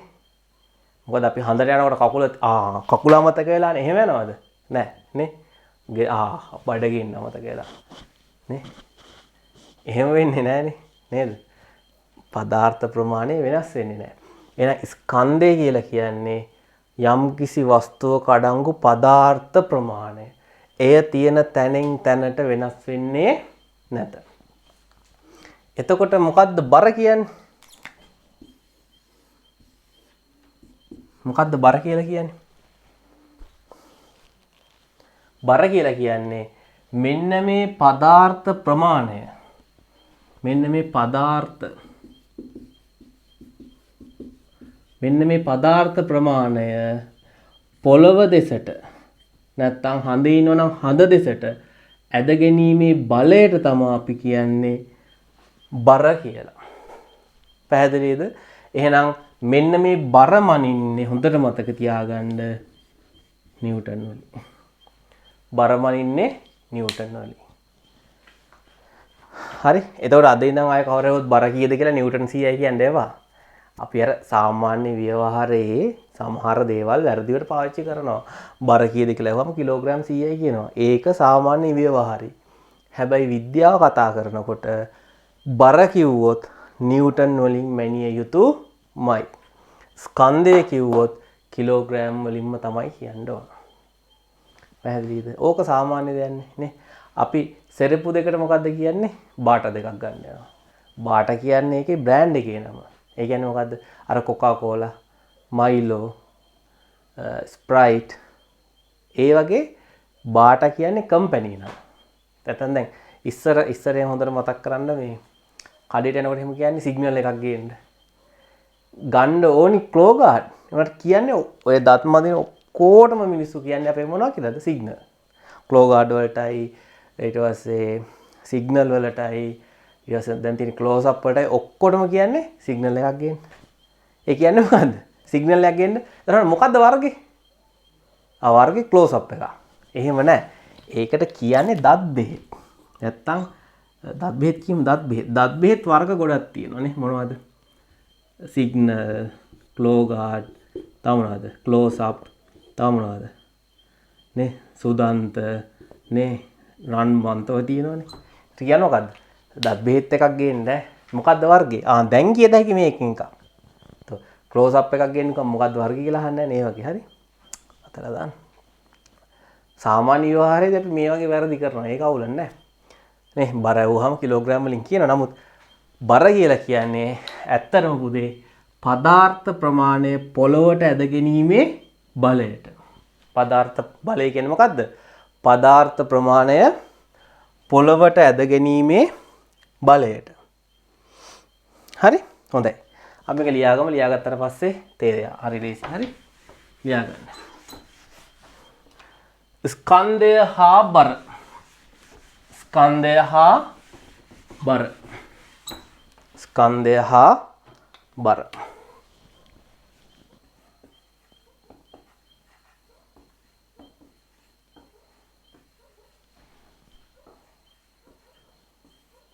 ස්කන්ධය හා බර. අනුමාත්‍රිකාව ලියා ගන්න. ස්කන්ධය.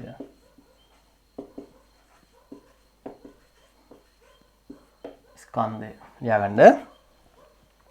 වස්තුවක ස්කන්ධය යනු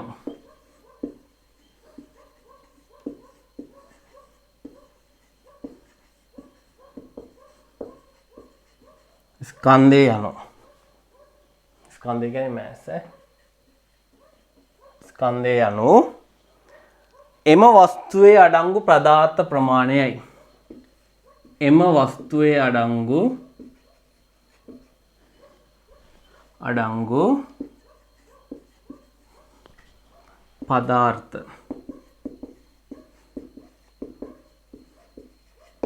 පදාර්ථ ප්‍රමාණයයි. ස්කන්ධය මයින SI ඒකකය කිලෝග්‍රෑම්. තව තියෙනවා. හරි. අපිට ඕන නම් ස්කන්ධය මැනත හැකි ග්‍රෑම් වලින් නේ. ස්කන්ධය මැනත හැකි ග්‍රෑම් වලින්. නේ දැන් තේකොළ එහෙම ගන්න ගියාම අපි කියන්නේ ග්‍රෑම් 50 පැකට්ටයක් දෙන්න. කහයම මේ දවස්වල ග්‍රෑම් 50 පැකට්ටයක් දෙන්න. නේ? තව තියෙනවා මිලිග්‍රෑම්. නේ? මිලිග්‍රෑම්. නේ බෙහෙත් එහෙම ගන්න ගියාම බෙහෙත් පෙත්තේ ගහලා තියෙනවා 75යි මිලිග්‍රෑම්. අපි කිලෝග්‍රෑම් වල බෙහෙත් පෙති බොන්නේ නැහැ නේ. පාන් කනවා වගේ 75යි මිලිග්‍රෑම්. මේ වගේ තියෙනවා. හරි. තව ඔන්න අනිත් පැත්තට ටොන් එහෙමත් තියෙනවා. නමුත් පදාර්ථ ප්‍රමාණය ස්කන්ධයමයිනේ SI එකකේ මොකද්ද? කිලෝග්‍රෑම්.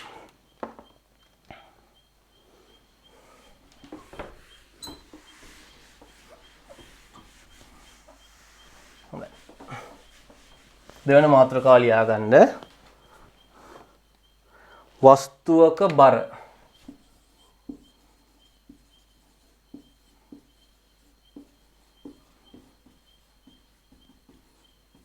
weight. වස්තුවක බර. වස්තුවක බර යනු වස්තුවක බර යනු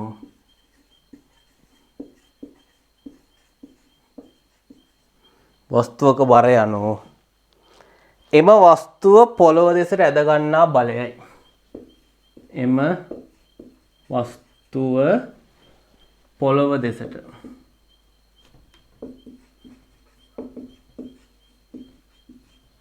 පොළොව දෙසට ඇද ගන්නා බලයයි.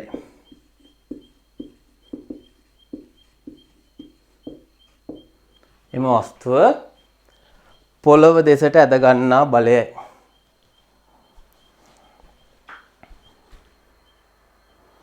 පුතේ කොටු කරන්න බලාගෙන ලියා ගන්න. බර සමානයි මොකේද? ස්කන්ධය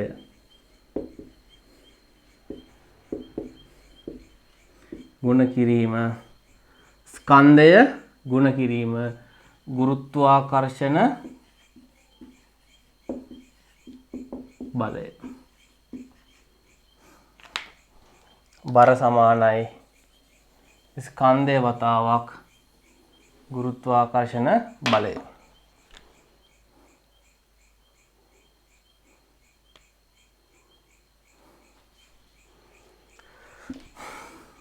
බර මනින SI ඒකකය නිව්ටන්. බර මනින SI ඒකකය නිව්ටන්. එතකොට මේකට අපි දාන්නේ මොන ගුරුත්වාකර්ෂණ බලයද? පෘථුවියේ නම් පෘථුවියේදී ගුරුත්වාකර්ෂණ බලය. ඔයාලා හඳට එහෙම ගියොත් හඳේ ගුරුත්වාකර්ෂණ බලය දාගන්න. අඟහරු වලට ගියොත් අඟහරු වල ගුරුත්වාකර්ෂණ බලය දාගන්න. හරි? මතක තියාගන්න. අමතක කරන්න එහෙම එපා ගියට පස්සේ. හරි? හොඳයි. අපි උදාහරණයක් කරමු. සුතේ මම හිතුවා දැන් ඝර්ෂණයේ පාඩම පටන් ගන්න නැතුව ටියුට් එකේ ප්‍රශ්න ටිකක් සාකච්ඡා කරන්න කියලා මේ පාඩමට අදාළව. හරි? අපි දැන් උදාහරණයක් කරමු ඉස්සෙල්ලම. උදාහරණය අංක 1.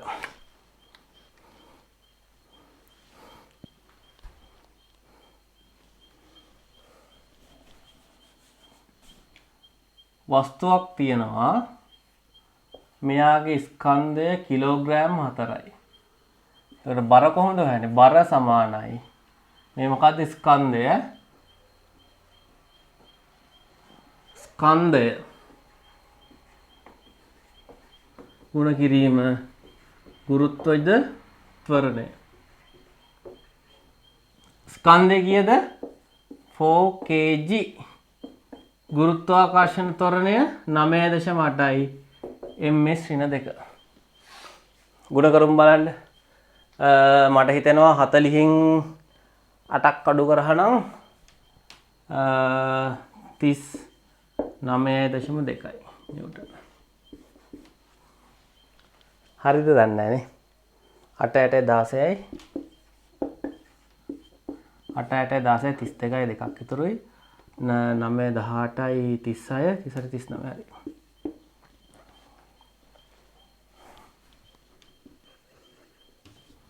පොඩි පොඩි ටෙක්නික් තියෙනවා කම්මැලිලාට වැඩි කරන්න. හරි?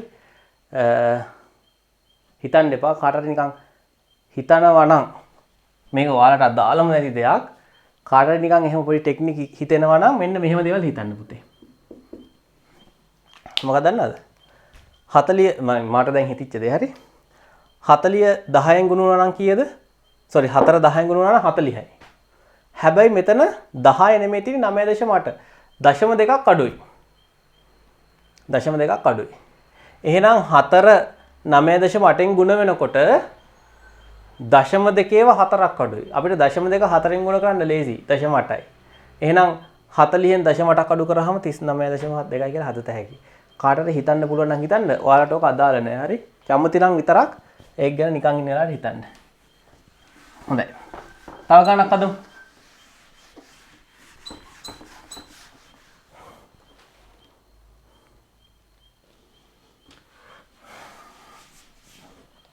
වස්තුවක ස්කන්ධය කිලෝග්‍රෑම් 5යි. මේ ස්කන්ධය එහෙනම් බර සමානයි ස්කන්ධය ගුණ කිරීම ගුරුත්වජ ත්වරණය. ස්කන්ධය 5යි කිලෝග්‍රෑම් ගුණ කරන්න ඕන ගුරුත්වාකර්ෂණ ත්වරණය පුතේ 9.8යි ms ඍණ 1. හරි මේක උත්තරේ කීයද? දෙකක් අඩුයි 10ක් අඩු කරොත් 50න් එකක් කියන්නේ 49ක්.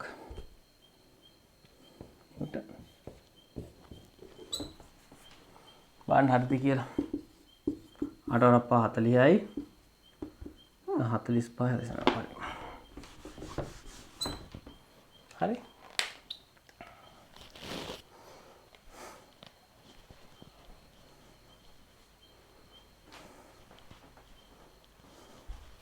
හොඳයි ලියා ගන්න ගානක්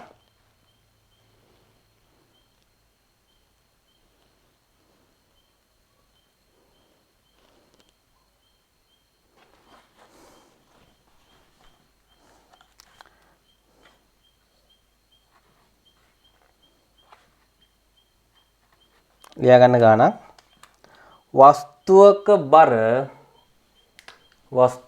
බර අපා අනේ වස්තුවක බර 98යි නිව්ටන් වේ. එහි ස්කන්ධය සොයන්න.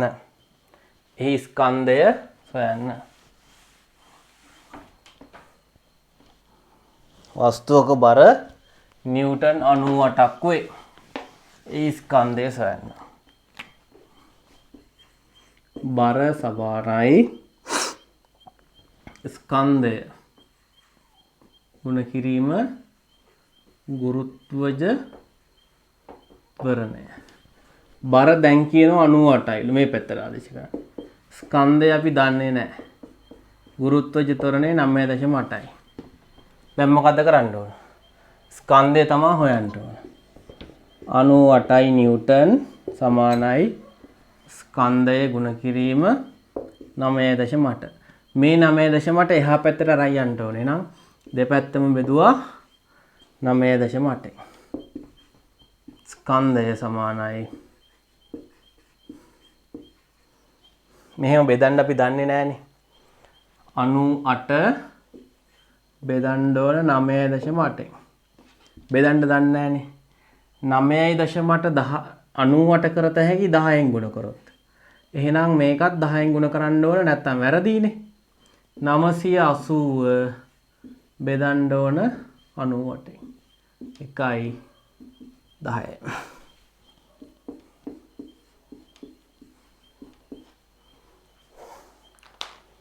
හරි.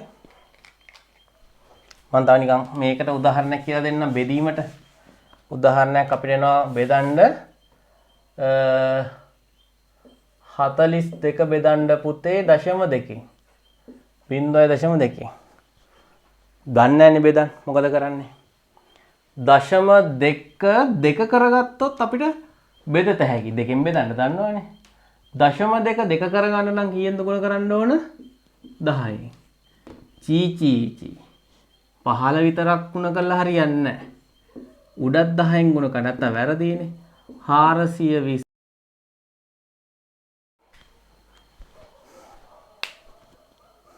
හරි. මේ වගේ පොඩි පොඩි ගණන් ටිකක් අපිට හදන්න පුළුවන්. හොඳයි. තව අන්තිම ගාන ලියා ගමු.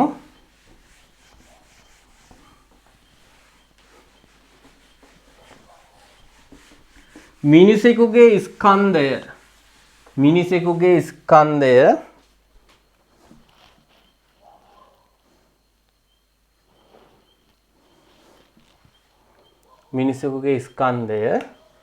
කිලෝග්‍රෑම් 120කි. කිලෝග්‍රෑම් 120කි.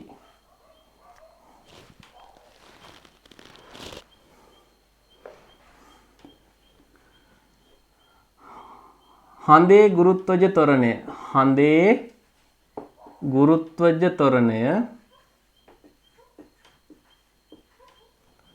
පෘථුවියේ ගුරුත්වජ ත්වරණය මෙන්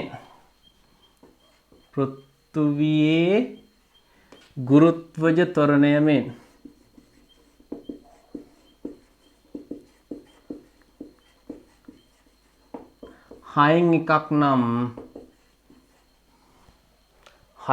නම් හඳේදී මිනිසාගේ බර සොයන්න.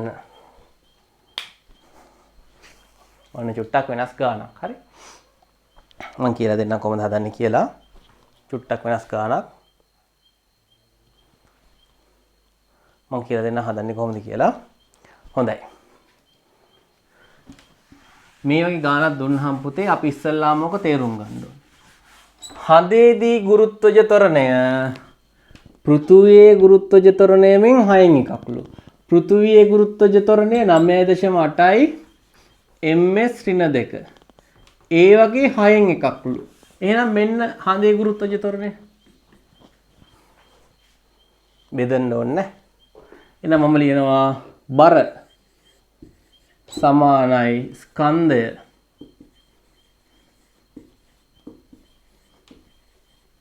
ගුණ කිරීම ගුරුත්වජ ත්වරණය. ස්කන්ධය පුතේ පෘථුවියත් 120යි හඳට කොහෙට ගියත් ස්කන්ධය 120ම තමයි. ගුරුත්වජ ත්වරණය 9.8 දැන් මේ පෘථුවියේදී නම් හඳේදී නම් 9.8න් 6න් එකක්. දැන් මේක සුළු කරමු බලන්න. අන්න බලන්න. 120 බලන්න මේක තියෙනවා 120 ගුණ කිරීම 9.8 බෙදීම 6යි නිව්ටන්. ඔක තමයි උත්තරේ. 6ට 6 12ට 6 බිංදුවක් තිබ්බ එකේ විදිහටම තිබ්බා. 20 ගුණ කිරීම 9.8 90ට ගුණ කිරීම 6යි.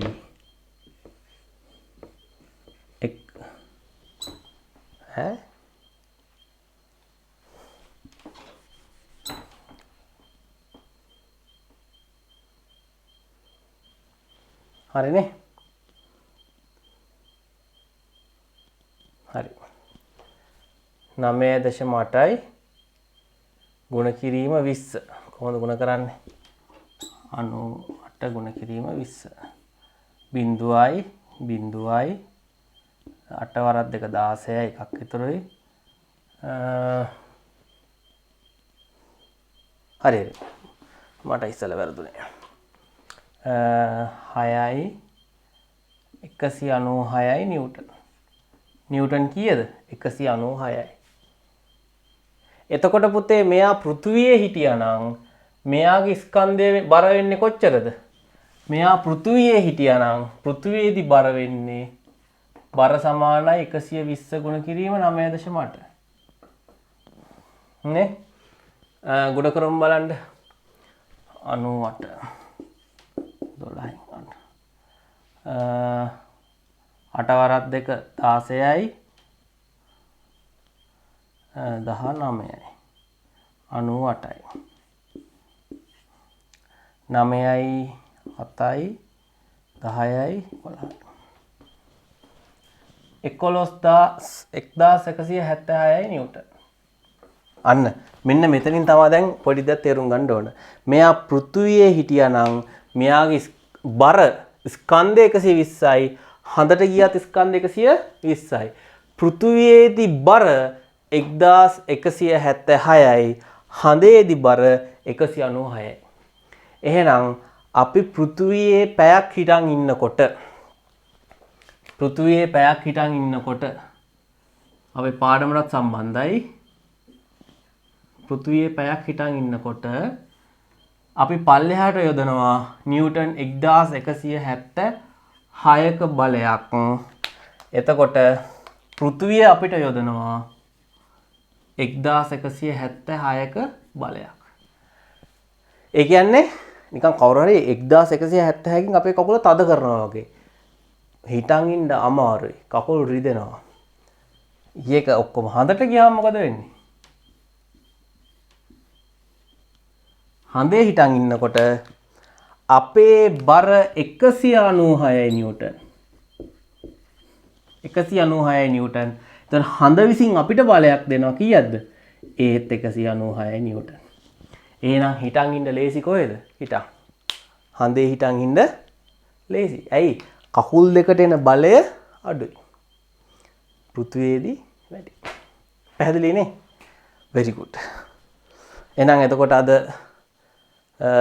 මේ දක්වා අපිට ඉගෙන ගන්න තියෙන කොටස ඉවරයි. අපි ටක් ගාලා ටියුට් එකේ කොටසක් සාකච්ඡා කරමු.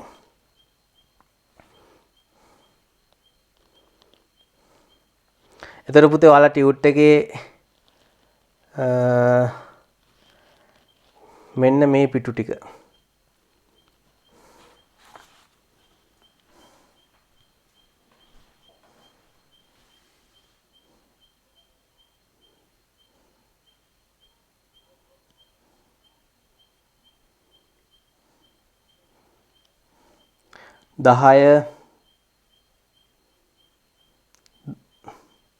sorry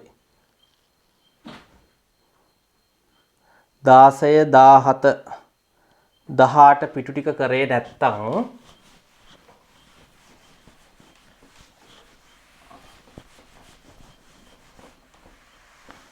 මේක හොඳට අහගන්න. ඔයාලා මෙන්න මේ පිටු ටික කරේ නැත්තම් කොයි පිටු ටිකද?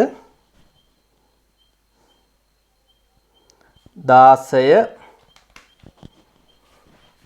17 18 මේ පිටු ටික කරේ නැත්තම් මේ වීඩියෝ එක දැන් නවත්තන්න. ඔයාලා කරලා නැහැනේ කොහොමත්. දැන් පාඩම ඉවර කරේ. මේ වීඩියෝ එක නවත්තන්න. නවත්තලා ඉවර වෙලා ඒ MCQ එකට උත්තර ගහන්න. බහුවර්ණයට උත්තර දාන්න. හරි. ඊට පස්සේ බලන්න උත්තර කීයක් හරිද කියලා. හරි ගාන මට දාලා මැසේජ් එකක් දාන්න. හොඳයි.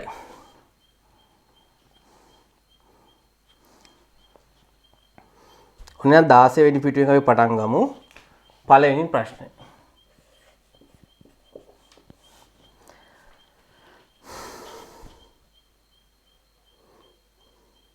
පළවෙනි ප්‍රශ්නේ. දැන් ඔයාලා මේක බලන්න එපා. මේ 16 වෙනි පිටුවේ බහුවර්ණයට ඉරි ගහලා නැත්තම් මේක බලන්න එපා. ඉරි ටික ගහලා ඉවර වෙලා උත්තර බලන්න. කිලෝග්‍රෑම් 10ක ස්කන්ධයක් ඇති වස්තුවකට 4 ms ත්වරණයක් ලබා දීමට ඒ මත යෙද යුතු බලය වන්නේ. හරි? මතක් කරගමු. කිලෝග්‍රෑම් 10ක් වන වස්තුවකට 4 ms ඍණ දෙකක ත්වරණයක් ලබා දීම සඳහා යෙදිය යුතු බලය වන්නේ. මොකද්ද? ස්කන්ධය ත්වරණය. අපි සමීකරණයක් දන්නවා F සමානයි ma. බලය සමානයි ස්කන්ධය වතාවක් ත්වරණය. ස්කන්ධය 10යි බලය 4යි. එහෙනම් උත්තරේ 40යි නිව්ටන්. උත්තරේ අංක 2.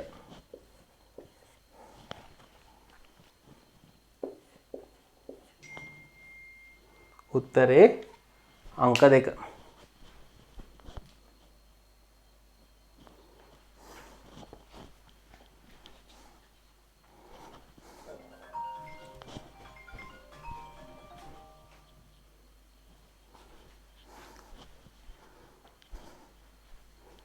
හරි. දෙවෙනි ප්‍රශ්නේ. හරි මම ආයෙත් කියනවා උත්තර බලන්න එපා. තනියෙන් කරන්න නැතුව. x y හා z යන වස්තු කුමන ස්කන්ධයක් සහ ඒවා රේඛීය මාර්ගික චලනය වේ නම් ඒ මත බාහිර බලයන් පහත වගුවේ දැක්වේ.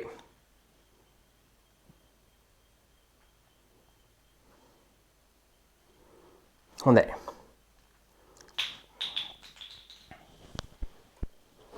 මොකද කියන්නේ x y හා z යන වස්තු x y හා z යන වස්තු. හොඳයි. වස්තු තුනක් තියෙනවලු. මොකද්ද වස්තු x අනිත් එක්කෙනා මොකද්ද y අනිත් එක්කෙනා මොකද්ද z. සහ ඒවා රේඛීය මාර්ගයක චලනය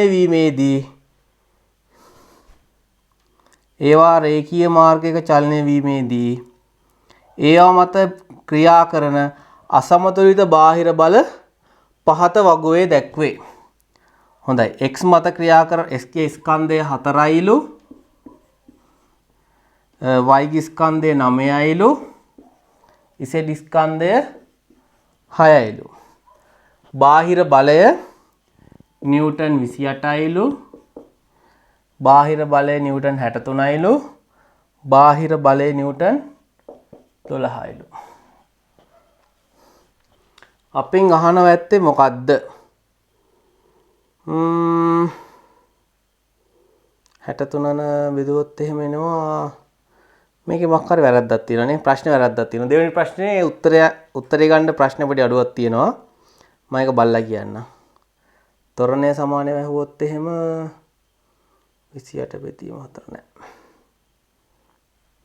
ඔව් ඒක වැරදි ඈ. දෙවෙනි ප්‍රශ්නේ උත්තරේ පොඩක් බලමු. තුන්වෙනි ප්‍රශ්නේ. නිව්ටන්ගේ තුන්වන නියමයට අදාළ නොවන සංසිද්ධියක් වන්නේ. නිව්ටන්ගේ තුන්වන නියමයට අදාළ නොවන සංසිද්ධියක් වන්නේ. මොකද නිව්ටන්ගේ තුන්වන නියමය සෑම ක්‍රියාවකටම මෙන්න ක්‍රියාව සමාන වූත් ප්‍රතිවිරුද්ධ වූත් ප්‍රතික්‍රියාවක් ඇත. කන්දක සිට පහළට වැටෙන ගලක චලිතය. කන්දක ඉඳන් පහළට ගලක් වැටෙනවලු. ගුරුත්වාකර්ෂණ බලය යටතේ වැටෙන්නේ. පිහිනුම් කරුවෙකුගේ චලිතය. පිහිනුම් කරුවෙක් පීනන්නේ කොහොමද? වතුර පල්ලෙහාට තල්ලු කරනවා, මිනිස්සයා ඉස්සරහට යනවා. පල්ලෙහාට තල්ලු කරන නිසා තමයි ඉස්සරහට යන්නේ. අදාළයි. හුමාල බෝට්ටුව. පොඩි කාලේ අපි හදනවා හුමාල බෝට්ටුවක් කියලා එකක්. හරි? එතකොට වේගෙන් හුමාලේ පිටිපස්සට යනකොට බෝට්ටුව ඉස්සරහට යනවා. ඒකත් නිව්ටන්ගේ තුන්වෙනි නියමයට අදාළයි. රොකට්ටුවක චලිතය අපි කතා කරා. රොකට්ටුවක් කියන්නේ ඇයි? වේගෙන් වාතය පල්ලෙහාට එනවා. ඒ නිසා මේක උඩට යනවා. එතකොට කන්දක ඉඳන් පහළට වැටෙන්නේ ගලක් ගුරුත්වාකර්ෂණ බලය නිසා එතන නිව්ටන්ගේ තුන්වෙනි නියමයේ අදාළත්වයක් නැහැ. එතන නිව්ටන්ගේ තුන්වෙනි නියමයේ අදාළත්වයක් නැහැ. 4 25 කිලෝග්‍රෑමයක ස්කන්ධයක් ඇති වස්තුවකට නිව්ටන් 100ක අසමතුලිත බාහිර බලයක් යෙදූ විට ඔන්න බලා ගන්න. අපි මේ වගේ ගානක් දුන්නා පුතේ පොඩි රූප සරහනක් ඇඳ ගන්නවා. කිලෝග්‍රෑම් 25යි. ඇති වස්තුවකට නිව්ටන් 100ක බාහිර අසමතුලිත බලයක් යෙදූ විට එම වස්තුවේ ත්වරණය වන්නේ බලය ත්වරණය ස්කන්ධය එකම සමීකරණය F සමානයි ma. බලය දීලා තියෙනවා CI නිව්ටන්. ස්කන්ධය 25යිලු. අපෙන් අහනවා ත්වරණය.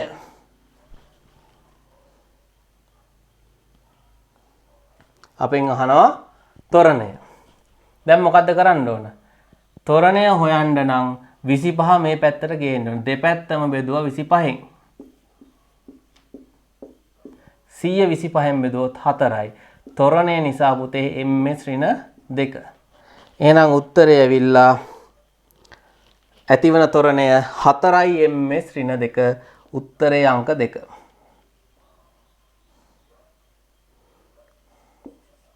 පහ 6 7.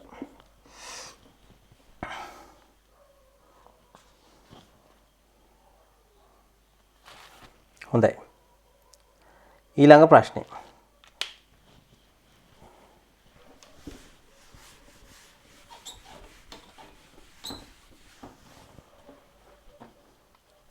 ඊළඟ ප්‍රශ්නේ. ප්‍රශ්නාංක 5 7 දක්වා පිළිතුරු සැපයීම සඳහා පහත ප්‍රස්ථාරය දත්ත භාවිතා කරන්න. මොකද්ද ප්‍රස්ථාරයක් අපිට දීලා තියෙනවා? මේක වීලු ms ඍණ එකලු. ms ඍණ එක කියන්නේ මොකද්ද පුතේ? වේගය නැත්තම් ප්‍රවේගය. මේක ටීලු වරහන් ඇතුලේ s දාලා තියෙනවා. ඒ කියන්නේ කාලය. මෙහෙම ගියා මෙහෙම ගියා. මේක 10යිලු මේක 5යිලු. මුල් තත්පර 5 තුල වස්තුවේ ත්වරණය සොයන්න. මොකද්ද පුතේ ත්වරණය කියන්නේ? ත්වරණය සමානයි අපි ඉගෙන ගත්තා ප්‍රවේගය බෙදීම කාලය. ප්‍රවේගය 10යි ms ඍණ 1. මුල් තත්පර 5 දී ආරම්භක ප්‍රවේගය 0යි අවසාන ප්‍රවේගය 10යි.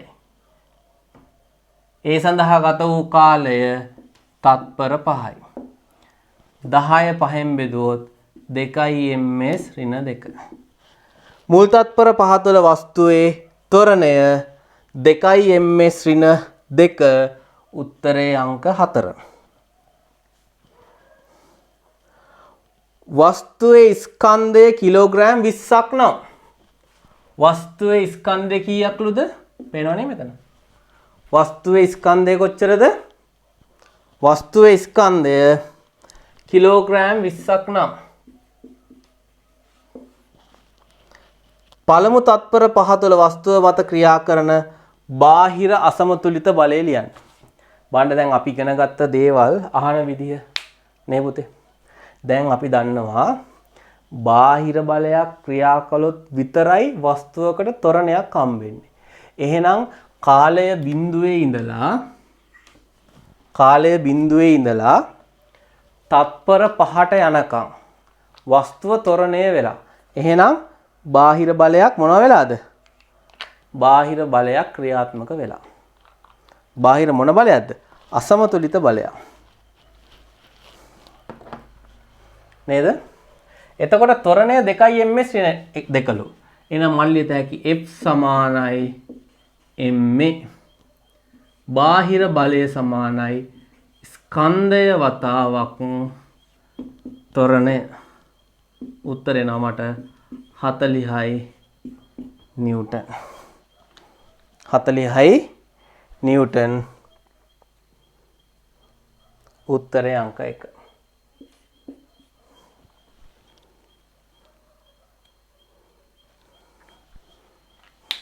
පැහැදිලිනේ?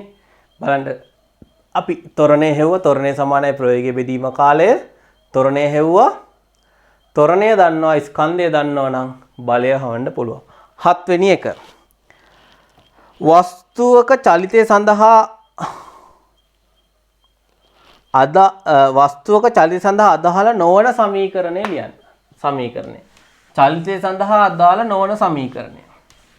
මොනවද දීලා තියෙන උත්තර ටික? මම කෙලින්ම උත්තරේ ලියන්නේ නැතුව පැහැදිලි කරන්නම්. බලය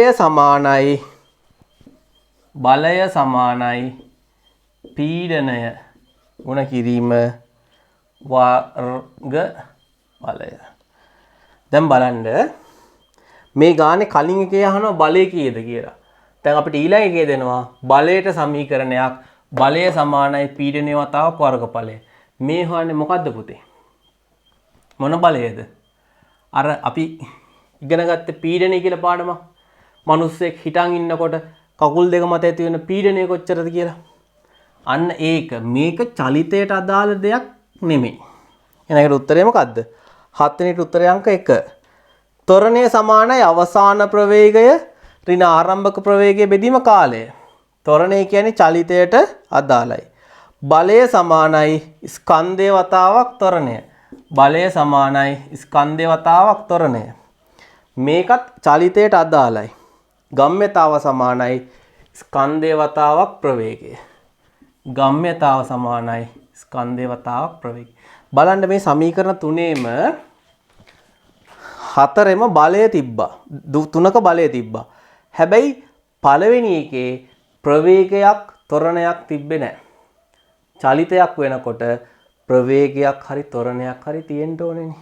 බලන්න දෙවෙනි එකේ අවසාන ප්‍රවේගය රින ආරම්භක ප්‍රවේගය තිබ්බා. තුන්වෙනි එකේ ස්කන්ධය වතාවක් ත්වරණය තිබ්බා ත්වරණයක්. ගම්ම්‍යතාව සමානයි ස්කන්ධය වතාවක් ප්‍රවේගය. එහෙනම් පුතේ චලිතයක් වෙන්න නම් ප්‍රවේගයක් හෝ ත්වරණයක් තියෙන්න ඕන. ඉතින් අපිට සමීකරණ 100ක් දුන්නත් හොයාගන්න පුළුවන්. 8 වෙනි ප්‍රශ්නේ.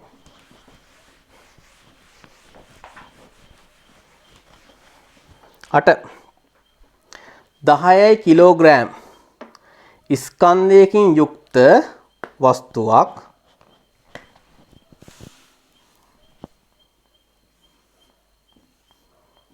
10යි කිලෝග්‍රෑම් ස්කන්ධයකින් යුක්ත වස්තුවක් නිව්ටන් 30ක අසමතුලිත බාහිර බලයක් යෙදීම නිසා චලනය වේ. නිව්ටන් 30ක බාහිර බලයක් යොදපු නිසා චලනය වේලු. එම චලනය සිදුවන වස්තුව මත එහි ස්කන්ධයට සමාන ස්කන්ධයෙන් යුත් වස්තුවක් තැබීම නිසා චලිතයට කුමක් වේද? හොඳ ප්‍රශ්නයක්. අපි මේක මීට ඉගෙන ගමු. මේක මොකද්ද? 10යි කිලෝග්‍රෑම්. 10යි කිලෝග්‍රෑම් ස්කන්ධයකින් යුක්ත වස්තුවක් නිව්ටන් 30ක අසමතුලිත බාහිර බලයක් යෙදීම නිසා චලනය වේ. එම චලනය වන වස්තුව මත එහි ස්කන්ධයට සමාන ස්කන්ධයෙන් යුත් වස්තුවක් තැබීම නිසා චලිතයට කුමක් සිදුවිය නොහැකිද? චලිතයට කුමක් සිදුවිය නොහැකිද? දැන් බලන්න අපි නිකන් පොඩි දේවල් ටිකක් කරමු මේකේ. මොකද්ද පොඩි දේවල්? අපිට පුළුවන් මේකට F සමානයි ma දාන්න. නිකන් ආසාවට දාමු. 30යි නිව්ටන් සමානයි 10යි kg වතාවක් ත්වරණය. දෙපැත්තම 10න් බෙදුවා. 3යි ms ඍණ 2. මොකක්ද ආවේ මේ? එහෙනම් මේකට ත්වරණයක් තියෙනවා. දැන් එයාලා කියනවා මේක උඩ තවත් 10ක් තියෙනවා. දැන් ඔක්කොම කීයද? 20යි. තාම බලය නිව්ටන් 30යි. දැන් නිකමට වගේ F සමානයි මේ දාමු. බලය නිව්ටන් 30මයි. ස්කන්ධය 20යි. දෙපැත්තම 20න් බෙදුවොත් ත්වරණය 1.5යි. අන්න ස්කන්ධය වැඩි වුණා ත්වරණය අඩු වුණා. හදපෙට තේරුණාද? F සමානයි ma බලය නිව්ටන් 30යි ස්කන්ධය නිව්ටන් 10යි ස්කන්ධය කිලෝග්‍රෑම් 10යි ගුරුත්වාකර්ෂණ ත්වරණය. අපි ත්වරණය දන්නේ නැහැ. දෙපැත්තම 10න් බෙදුවා ත්වරණය ආව 3යි ms ඍණ 1. එහෙනම් මේ වස්තුවේ ත්වරණය 3යි ms ඍණ 2. දැන් එයාලා කියනවා මේ බලය තියෙද්දිම ස්කන්ධය දෙගුණයක් කරහලු. අපි දන්නවා මොකද්ද? බලයට ත්වරණයට අනුලෝම සමානුපාතිකයි ස්කන්ධය. ස්කන්ධය වැඩි වෙනකොට ත්වරණය අඩු වෙනවා. සමීකරණුත් පේනවා. ස්කන්ධය වැඩි වෙච්ච ගමන් 3ක් තිබ්බ ත්වරණය දැන් කීයක් වුණාද? 1.5ක් වුණා.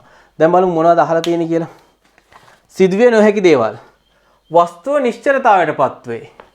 එහෙම ස්කන්ධය වැඩි කරා කියලා වස්තුව නිශ්චලතාවයටපත් වෙන්නේ නැහැ. ඒක වෙන්න බෑ. ස්පර්ශ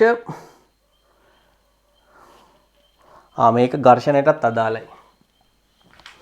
ස්පර්ශ පෘෂ්ඨයෙන් ක්‍රියා කරන ඝර්ෂණ බලය වැඩි වේ වූ වස්තුවේ ප්‍රවේගය අඩු වේ. වැරදි. ඒකාකාර ප්‍රවේගයෙන් ගමන් කරයි.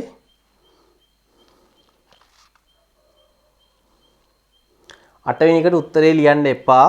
මොකද මේ ඝර්ෂණයේ පාඩම ඉගෙන ගත්තට පස්සේ අපි ඒකට උත්තරේ ලියමු. 8 වෙනි එකට. ඝර්ෂණය ඉගෙන ගත්තට පස්සේ උත්තරේ ලියමු.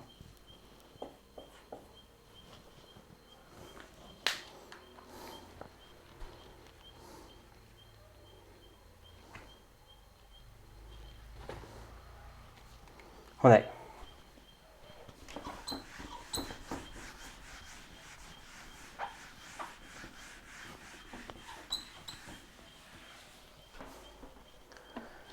වස්තුවක ස්කන්ධය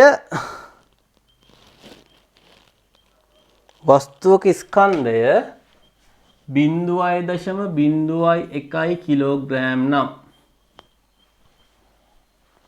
එය මත ක්‍රියා කරන ගුරුත්වාකර්ෂණ බලය බලයේ අගය වන්නේ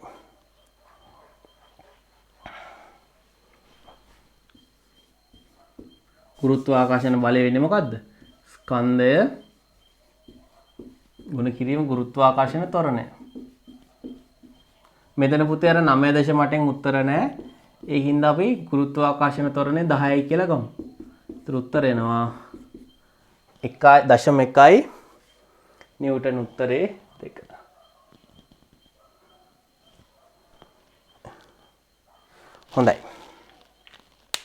හොඳයි අපි මෙහෙම කරමු.